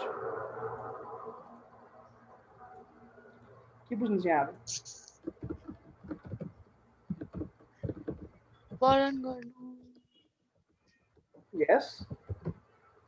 Description. Description of what? Investigated. An act of transferring conversation or communication between two people or events, right? Conversation, communication, or events between two people, between at least two people, at least two people, to the third party. Third party is known as narration or reported speech.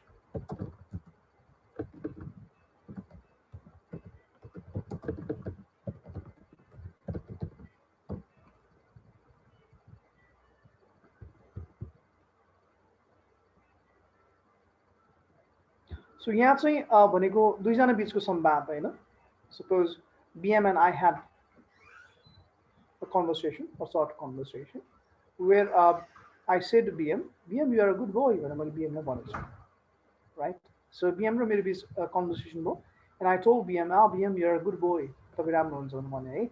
So यही कुरा चाहिँ BM र मेरो बीच भएको कुरा चाहिँ BM ले या अरु कोहीले, त्यहाँ सुन्ने मान्छे हुन्छ नि त हैन, सुन्ने मान्छे त्यो BM ले मैले भन्दा जम्मै भन्दिन, राइट? BM ले गरेर चाहिँ भन्नुहुन्छ भने अरूलाई त्यो चाहिँ narration हुनु पुग्यो. Once narration is in a sense कुरा लगाइदिने काम हैन. BM might go and tell it to other people, हैन, त्यस्तो हुन्छ. अब कुरा लगाइदिने काम पनि दुई तरिकाले हुन्छ नि. BM र मेरो बीच भएको कन्भर्सेसन अर कुनै घटना पनि हुन्छ त हैन, दुईजना बीच पनि कुनै इभेन्ट घट्छ के होला हैन, त्यो घटना पनि अब गएर अरूलाई सुनाइन्छ पनि, that is narration or reported speech. So in English there are two ways you can report this, हैन. The direct speech एउटा रिपोर्ट गरिदिनु भनेको त्यही त, सुनाइदिने कुरा हैन ल, अरु पनि इनडाइरेक्ट. अब डाइरेक्ट स्पीचमा के हुन्छ भने there is like no change of word, you know, no change of word, शब्दको चेन्ज हुँदैन.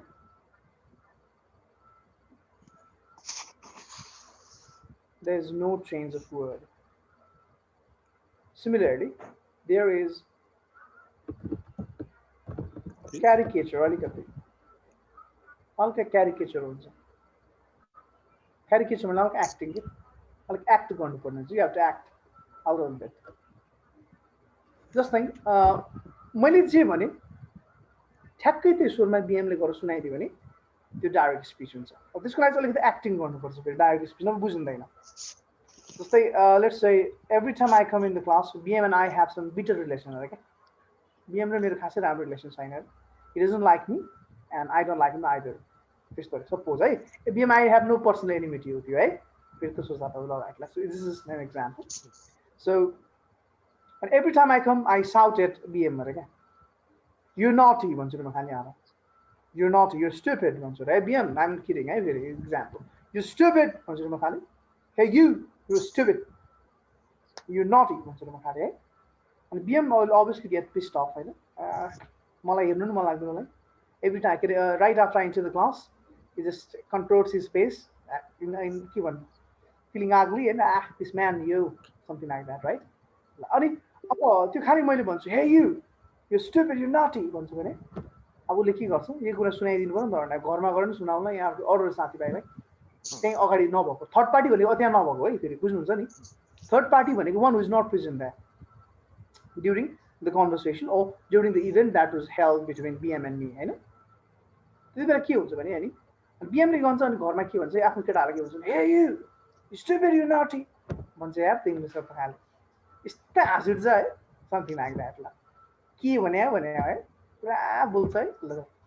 अब मैले जे भनेको छु उहाँले सेम टु सेम त्यही वर्डमै भन्नुभयो हैन, तर for that he must act up a little bit, अलिकति एक्टिङ गर्नु पर्यो मेरो जस्तो. किनकि फेरि उहाँले यार you are stupid, you're naughty भने आफ्नो स्वरमा भन्दा अर्को मान्छेले कुटिहाल्छ नि, त्यहाँ अगाडिको हुन्छ you are stupid, you're naughty भन्दै भने त्यो बुझ्दैन है. सो उहाँले मेरो जस्तो टोन निकालेर मेरो जस्तो टोन बनाएर अलिकति जिस्काउने तरिकाले he will try to get a, he tries best to get a voice like mine, अनि अलिकति एक्टिङ मैले भनेको स्टाइलमा भन्छ अनि अरू सबै हाँस, अरूले बुझ्छ यसले एक्टिङ गरेको रहेछ. सो मैले भनेको कुरा उसले अरूलाई सुनाउँदैछ. So that is direct speech. So direct speech not is quite impractical all the time, because जति पनि एक्टिङ गरेर बस्नु तर अफिसियल बेलामा एक्टिङ गर्नु भएन. क्यारिकेचर जिस्किने भनेको in friend circle, right, in friend circle in a colleague, त्यस्तो अवस्था. So direct speech is not always practical. That's why direct speech is mainly used in plays भनौँ न, प्लेज ड्रामाहरूमा धेरै युज हुन्छ, किनकि प्लेज ड्रामाहरूमा जिस्काउँछ नि त मान्छेलाई होइन। नेपालमा छ नि गाई जात्रा भन्ने राइट, मेगा इभेन्ट होइन, त्यहाँ पनि पुरा जिस्काउँछ नि। धुर्मुसले केपी शर्मा ओली स्वर निकाल्छ right, satire all the satire. अनि हामी उसले चाहिँ धुर्मुसले बोले पनि हामी बुझ्छौँ ए केपी शर्माले जे भन्नुभएको थियो त्यो भन्दैछ है, म जहाज ल्याउँछु भनेको अन्य कुराहरू भन्छौँ होइन। So that is direct speech. So direct speech is cannot be used all the time because of its limitation. अलिकति act up गर्नुपर्ने, अलिकति caricature गर्नुपर्ने। अब तपाईको सिनियर अगाडि बसेपछि caricature गर्नु भयो त, अब त मिलेन नि। तब अफिसरमा caricature गर्नु चाहिँ हुँदैन राइट। सो इन्डाइरेक्ट स्पिचमा चाहिँ कसरी भन्छ बीएमले, मलाई भन्नुभएको म साह्रै नराम्रो छु अरे, म एकदम नटी छु हो, म भन्छु होइन। हाम्रो इङ्ग्लिस सरले भन्नुभएको, अब इङ्ग्लिस सर पनि भन्दैन, इङ्ग्लिस त्यसले भनेको है, ऋषि त्यसले भनेको के अरे म चाहिँ साह्रै नराम्रो छु अरे भन्छ। अब here he changes the word and he will tell his friend, he will narrate in this way that my English teacher told me that that I was naughty or that I'm naughty. Am I? Guys, म छु त भने उसले something यसरी भन्छ कि होइन। So यो भनेको चाहिँ इन्डाइरेक्ट स्पिच, उहाँले आफ्नो शब्द लाएर भन्छ, यसमा चाहिँ केही पनि त क्यारिकेचरहरू गर्नु परेन right. But in this here is a change of word, शब्दहरू चेन्ज हुन्छ यहाँनिर। Here you don't have to do caricature, you know. You can tell it in your own way and in your manner. तपाईँको आफ्नो manner, आफ्नो तरिका के छ तपाईँको, तपाईँको स्टाइल आफ्नो स्टाइलमा भन्नुहुन्छ, यसमा चाहिँ चेन्ज। तर indirect speech is widely use भनौँ न, वाइल रिपोर्टिङ वाइल न्यारेटिभ। हुनु चाहिँ दुइटै इक्वल रमाइलो छ। अब डाइरेक्ट स्पिच जतिखेर पनि युज गर्नु मिलेन नि त, एक्टिङ गर्नु मिलेन, कहाँ एक्टिङ गरेर बस्छ खालि मान्छेले के भन्छ फेरि है ल। So you don't do it. So direct speech तपाईँ एक्सप्लेन गरिदिनुहुन्छ, न्यारेट गरिदिनुहुन्छ, सुनाइदिनुहुन्छ। सो यसमा सिक्ने भनेको हामीले डाइरेक्टबाट इन्डाइरेक्ट कसरी बनाउने, इन्डाइरेक्टबाट डाइरेक्ट कसरी, भाइस भर्सा है। How to change from direct to indirect and vice versa हामीले यहाँ यो सिक्ने होला। अब direct speech is very easy to distinguish as it has as the sentence, part of sentence is given, is enclosed inside the quotation mark side हैन। त्यो quotation mark double inverted कमा देखेपछि ए direct speech भनेर चिनिहालिन्छ, त्यसलाई indirect बनाउन सजिलो छ है ल। जस्तै let me right one sentence. He said me, right, he said me, I will meet you, ल यो भन्नु। अब हेर्नु ल, अहिलेको नगरौँ। So there are 5 things to consider, 5वटा कुरा चाहिँ हामीले ख्याल गर्नुपर्छ while we're changing direct to indirect or vice versa। ब्याकग्राउन्डमा त्यो 5वटा कुरा त हो नि हैन। Those are 5 things to be taken into consideration.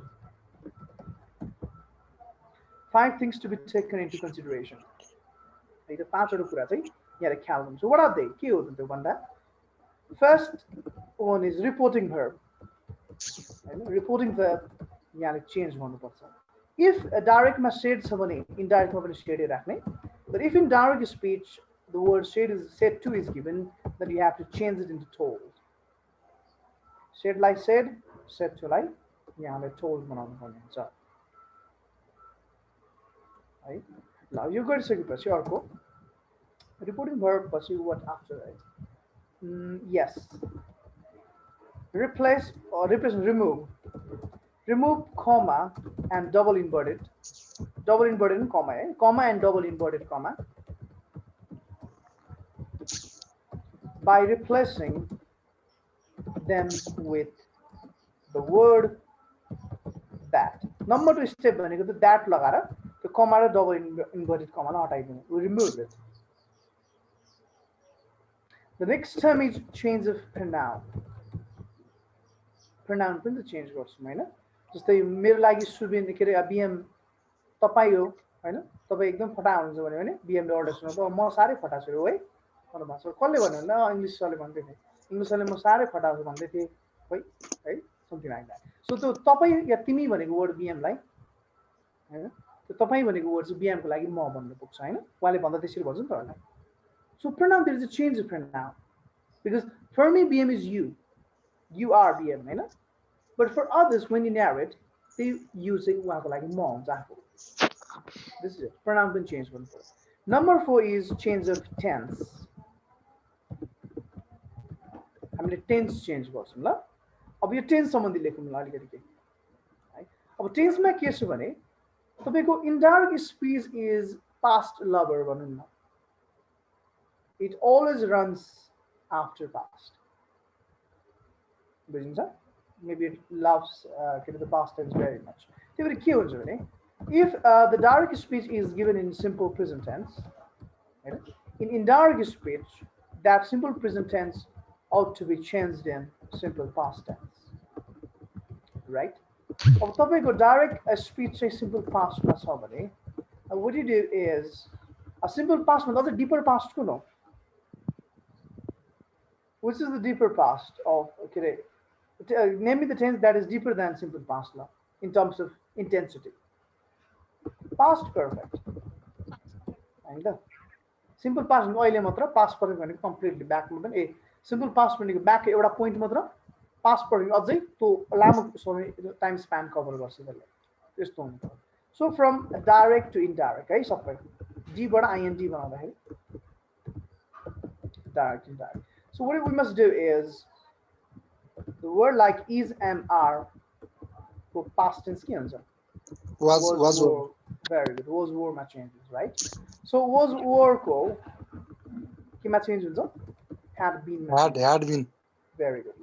Similarly, तपाईँको verb 1 or verb 5 and they are simple present tense as you know.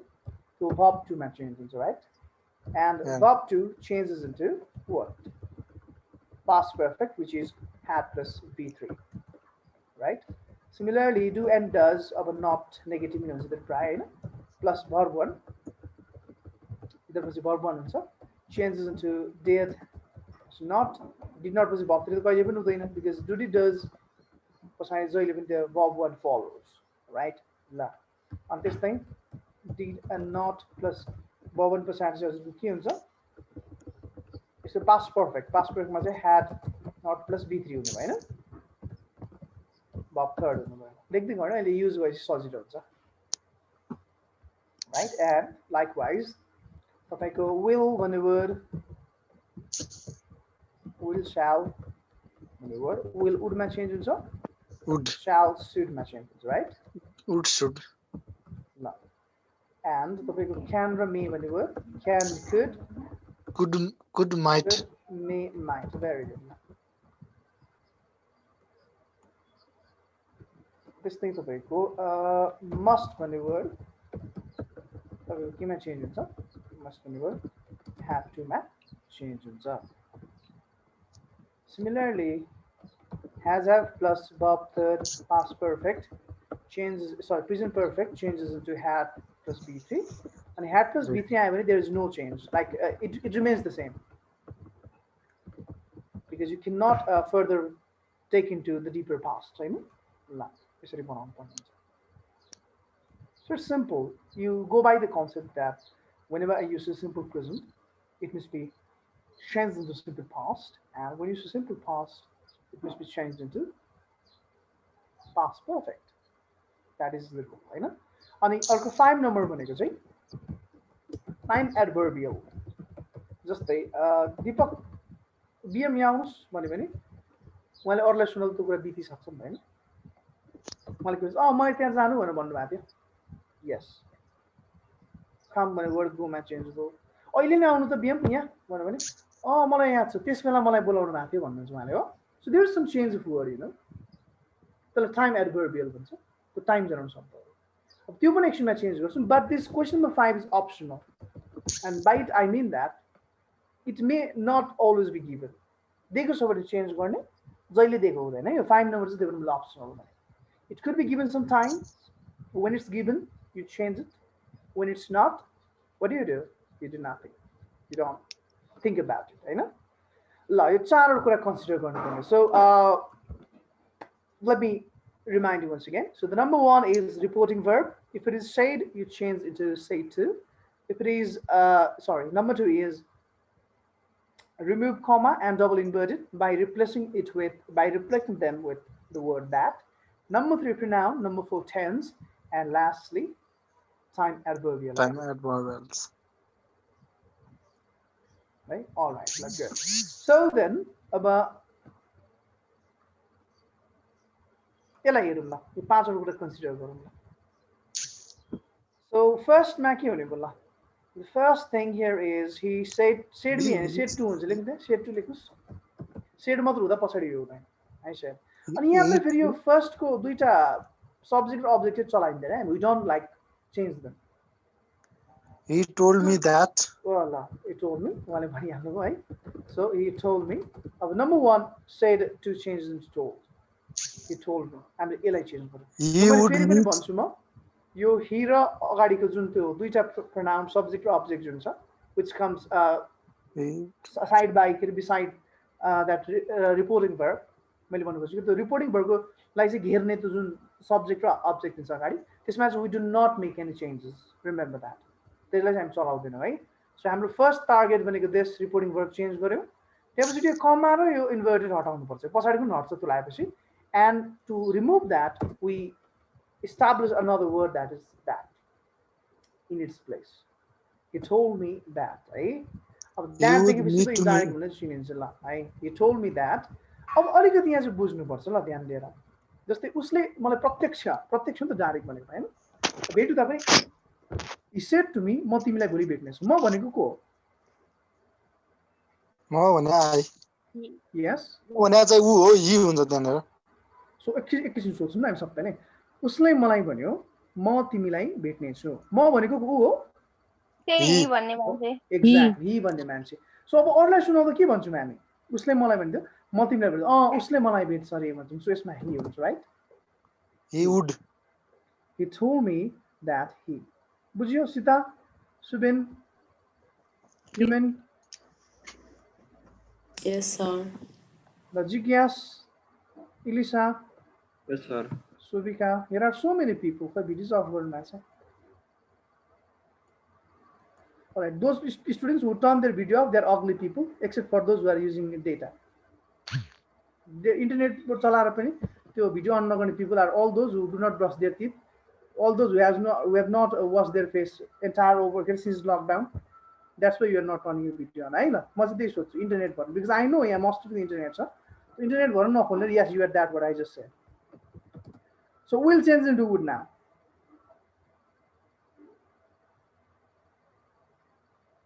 Oh yes, Srijana. So these are brushing or existing, I don't know. Anyway, so he told me that he would, right? So we'll change into would now. Because that is our rule. About pronoun can change right? Pronoun change.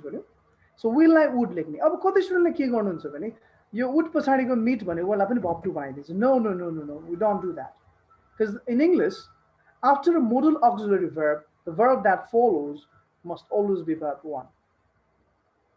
Your modal auxiliary when go no, will would, can, could, shall, should, may, might, or must. Once again, will would, can, could, shall, should, may, might, and must. They're all modal auxiliary verb. And after them, the verb that follows should be verb 1. Or verb 3 have laun but doesn't have any verb 1 near, right? So a met and meet person, right? So he would meet. अब you भनेको कसलाई भनेको उसले? उसले मलाई भन्यो म तिमीलाई भेट्छु. तिमी भनेको त म है. So मैले अरूलाई सुनाउँदा now he would meet me भन्दो रहेछ. He said to me, I will meet you like. He told me that he would meet me भन्दो रहेछ. बुझ्यौ? To me नि हुँदैन सर. हजुर. To me. Meet to me कहिले पनि युज गरिँदैन नि. ए हस् हुन्छ. I meet to use गरिँदैन meet मात्रै. Students बुझ्यो? अर्को पनि सल्भ गरौँ त्यसमा. हेरौँ कतिको बुझ्नु होला.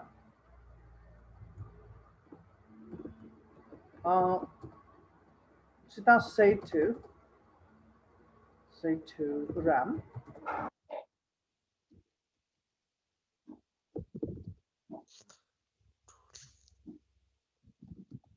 You were playing basketball. You were playing basketball yesterday. Sita said to Ram. Sita told Ram that.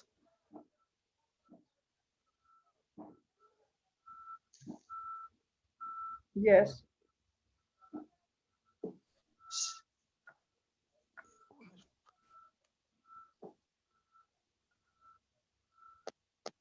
Change गर्नु यसलाई सबैले ल. Sita told Ram that he had been playing basketball day before. He had been playing basketball day before. ल यसलाई गरौँ त्यसो भए. So first Sita र Ram चलाउँदैनौँ हामी because we don't make changes to the word or the pronouns that is surrounding or that has plus the reporting verb in between, हैन? So चलाउँदैनौँ हामी. So Setulai told Ram that number 2 that पनि गर्यो. अब सीताले रामलाई you भनेको को हो you भनेपछि सीताले रामलाई तिमी हिजो खेल्दै थियौ तिमी भनेको राम भयो हैन सो अरूलाई सुनाउँदा हि भन्छौ उसले सीताले रामलाई ऊ हिजो फुटबल खेल्दै थियो भनेर भन्यो अब word change into had been किनकि इंग्लिशमा हामीले अहिले भर्खर लेखेको छौं वाज वर्ड केमा चेन्ज हुन्छ त्यो कहाँ लेख्यो छैन लेखे had been sorry had been right so he had been playing playing basketball day before yesterday when word अलिकति चेन्ज हुन्छ ल अब is a time adverbial कुरा आयो so yesterday भन्लाई the previous day or the day before भन्ने गरिन्छ है दुईटामा जुनै पनि युज गर्न सक्छ the previous day or the day before exam option जुन आउँछ त्यही एउटामा चाहिँ day before हाल्यो अरूमा चाहिँ previous day भन्ने दिदैन so Sita told Ram that he'd been playing basketball the previous day or the day before. Understood? Dear ones? Yes, good. sir. I'll be your Yes, sir. right? Very good.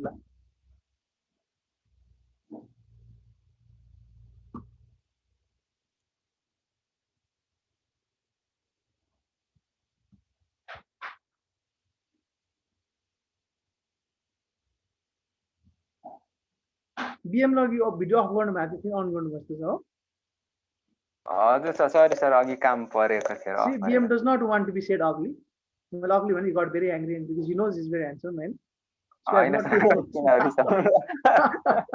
all right. He's here to prove us that he's not ugly. Anyway, that is a different part, right? La. So अब यो time एडभर्बियलहरु लेख्नु त सजिलो छ indirect एकदम सजिलो छ active प्यासिभमा बरु धेरै रुल्स छ यसमा एकदम लिमिटेड रुल्स छ यो सजिलो लेसन है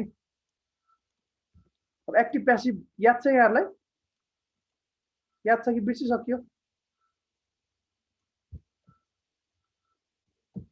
याद छ all right what's going on hold on la so time adverbial मा लेख्नु त हामीले so time adverbial मा चाहिँ तपाईको नाउ भन्ने वर्ड हामीले इन्डाइरेक्ट मा बाट डी बाट ई आई एन लेख्नु ल डाइरेक्ट बाट इन्डाइरेक्ट हैन इन्डाइरेक्ट बनाउँदाखेरि the word now changes into them right the word ago changes into before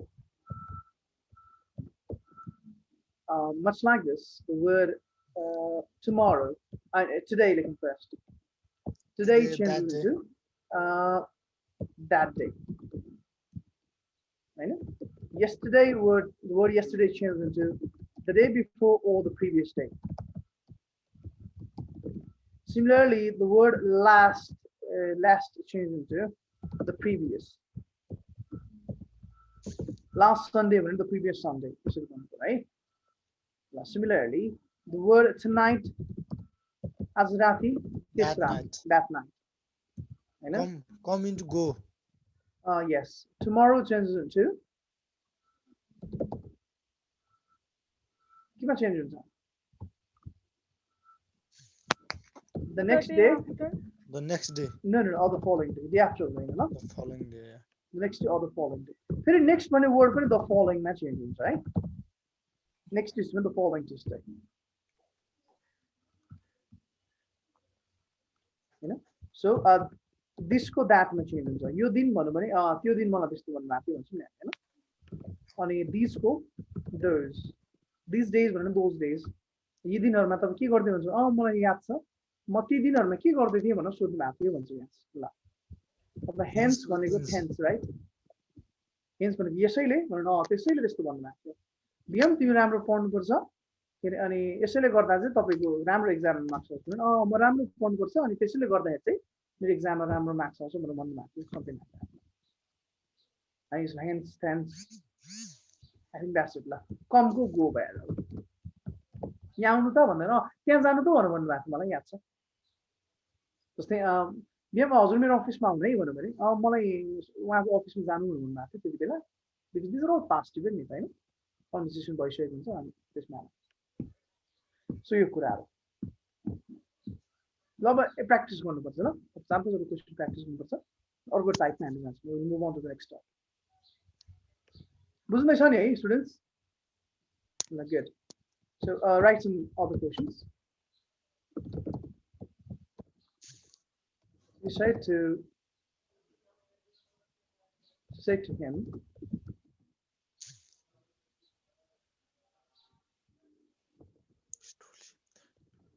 I've been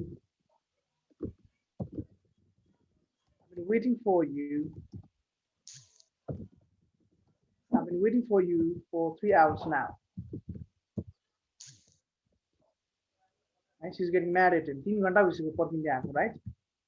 She told him that she had been All right, waiting let's for solve it, Mahindra. Do you have a date after class? Okay, sir.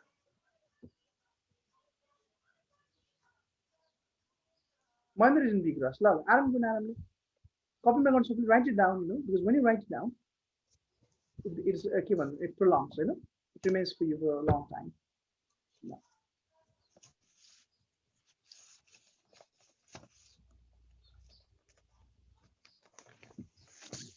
All right.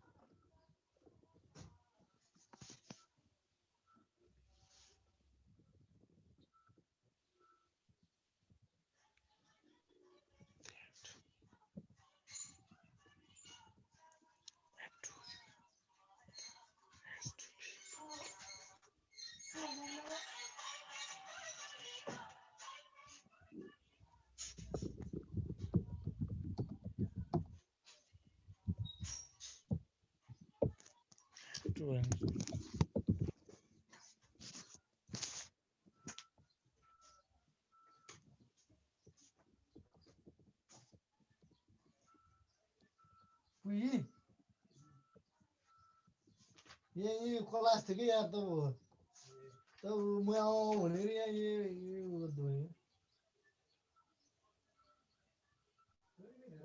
Is that Chinese?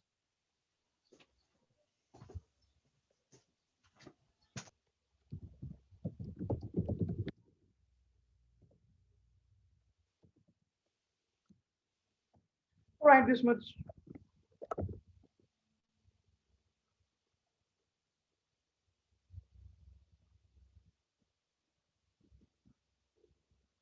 Oh, let me add in one more.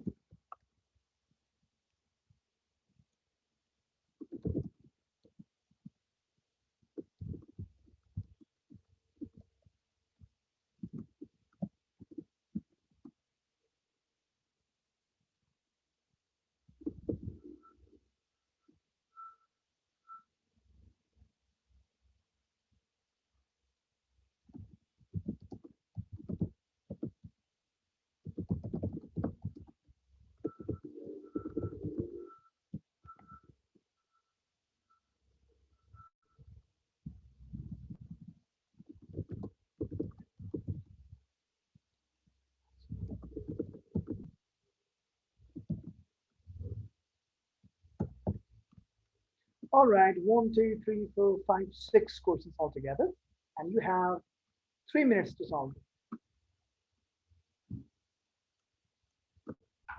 Remind me once you complete. Mahindra, are you solving? Mahindra. It seems like he's angry at me. Or are you surprised that how come you know? काम परेको sir मैले यो भेर्नै भएन sir म बाहिरतिर गएँ Or maybe he's quite kind of soft, you know. How come this sir know that I have a date after the class?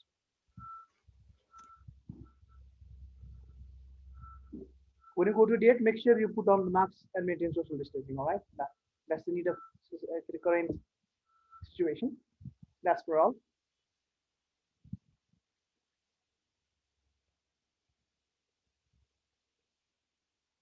All right, question my problem हुन्छ मलाई सोध्नु है ट्राई गर्नु so 5 to consider 5 rules consider गर्नु त्यसलाई गर्दै जानु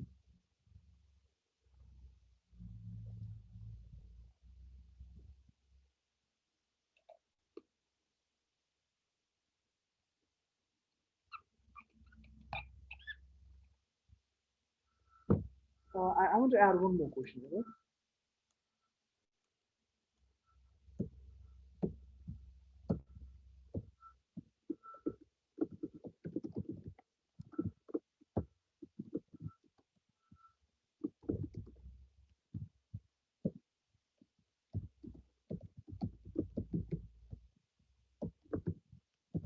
Yeah, this one.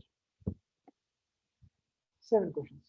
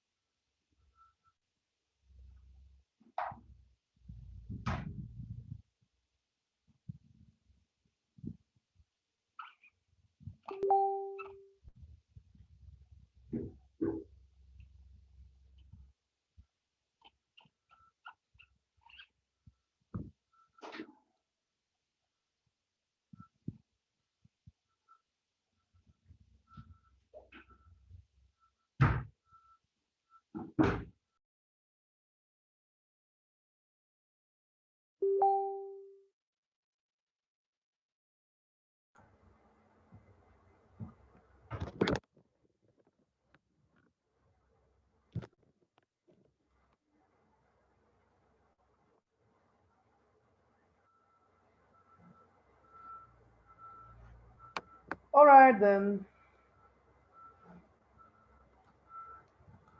Time's up, everyone. So let's solve it. She said to him, I've been waiting for you 3 hours now. So she told him the first thing that you must change. So to told that I have been waiting for you 3 hours now. So she had been waiting for you then him 3 years for him 3 hours 3 hours then Milo yes sir Ili Shamil हजुरको यो main हजुरको मिल्यो कुन बिग्र हजुरको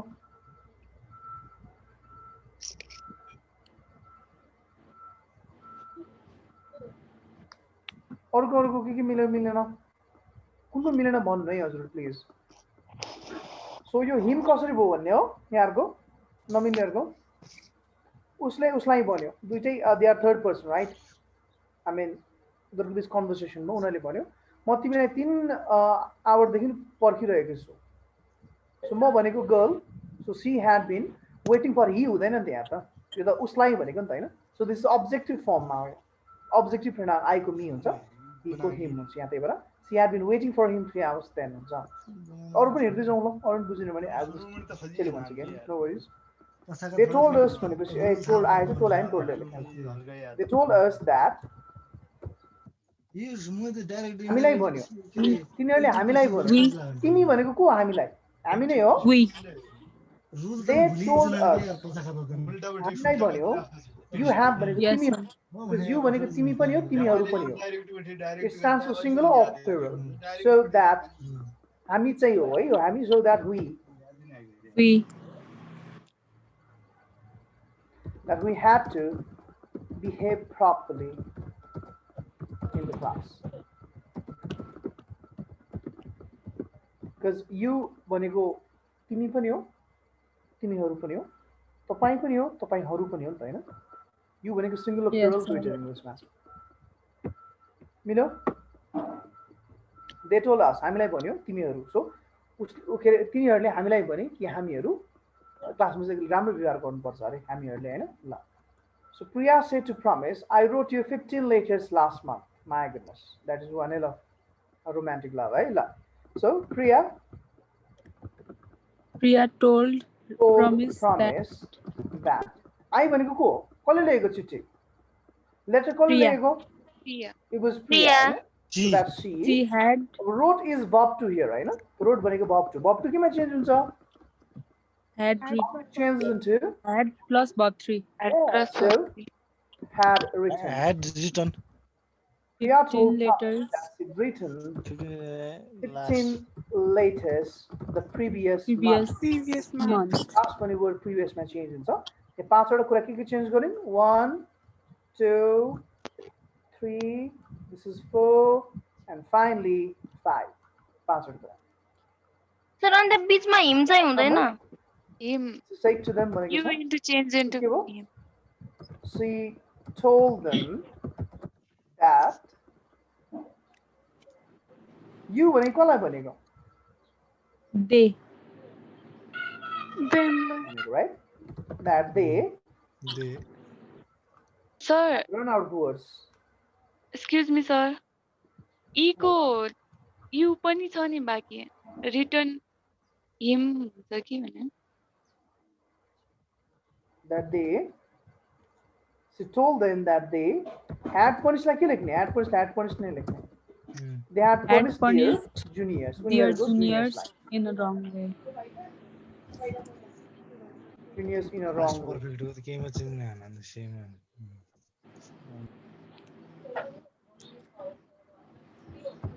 Sir. मिल्दैन कि छैन?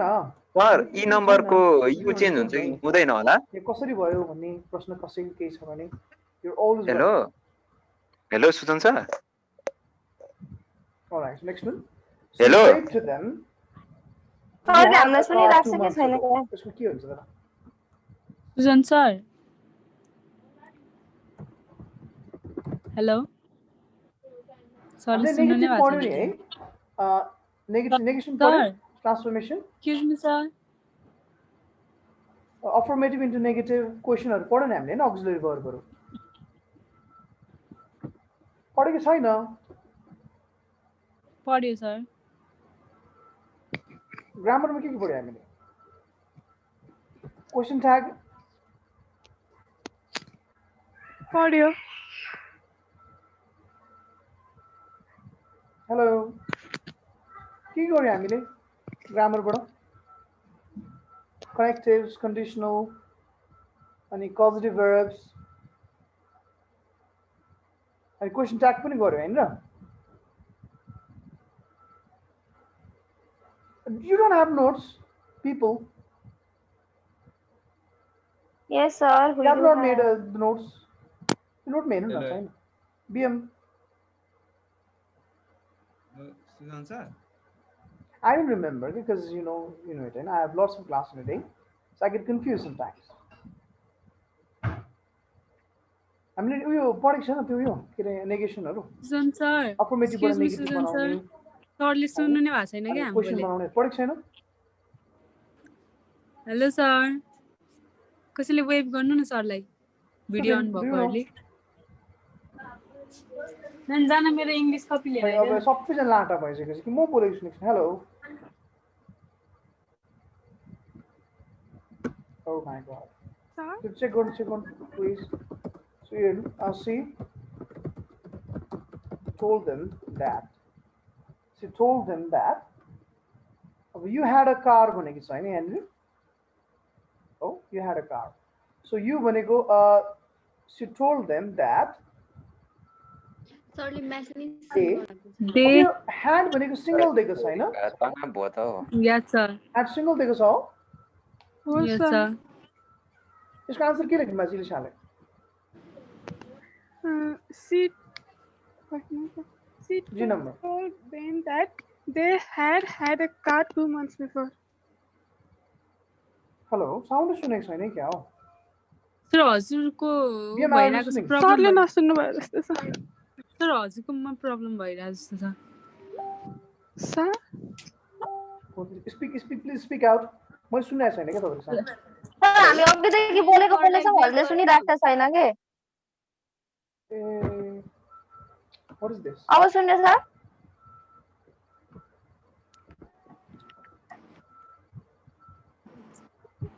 Sir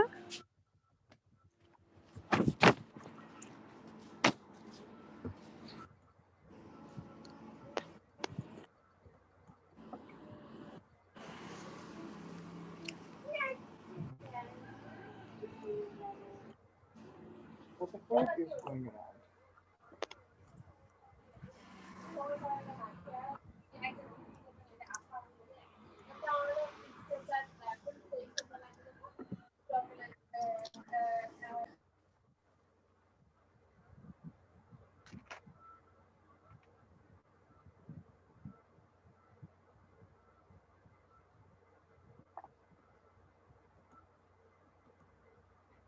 Hello students, do you hear me now? एकजनाले बोल्दिन त के रे स्टुडेन्ट हजुरले हामीलाई सुन्छ छैन कि Yes, sir. म तपाईहरु बोलेकै सुनिरहेको छु so there's some problem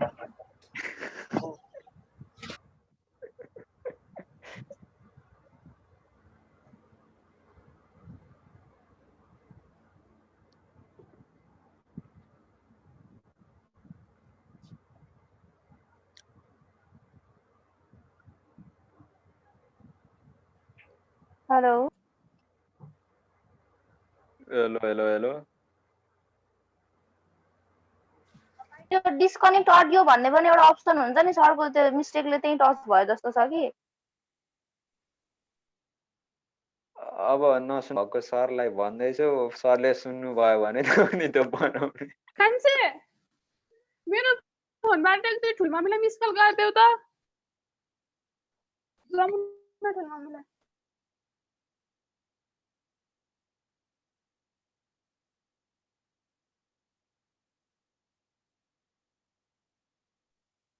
अब यो क्लास सकिने बेला हुन थालेर होला सबै सरहरूको पनि प्रब्लम हुन्छ अवश्य अब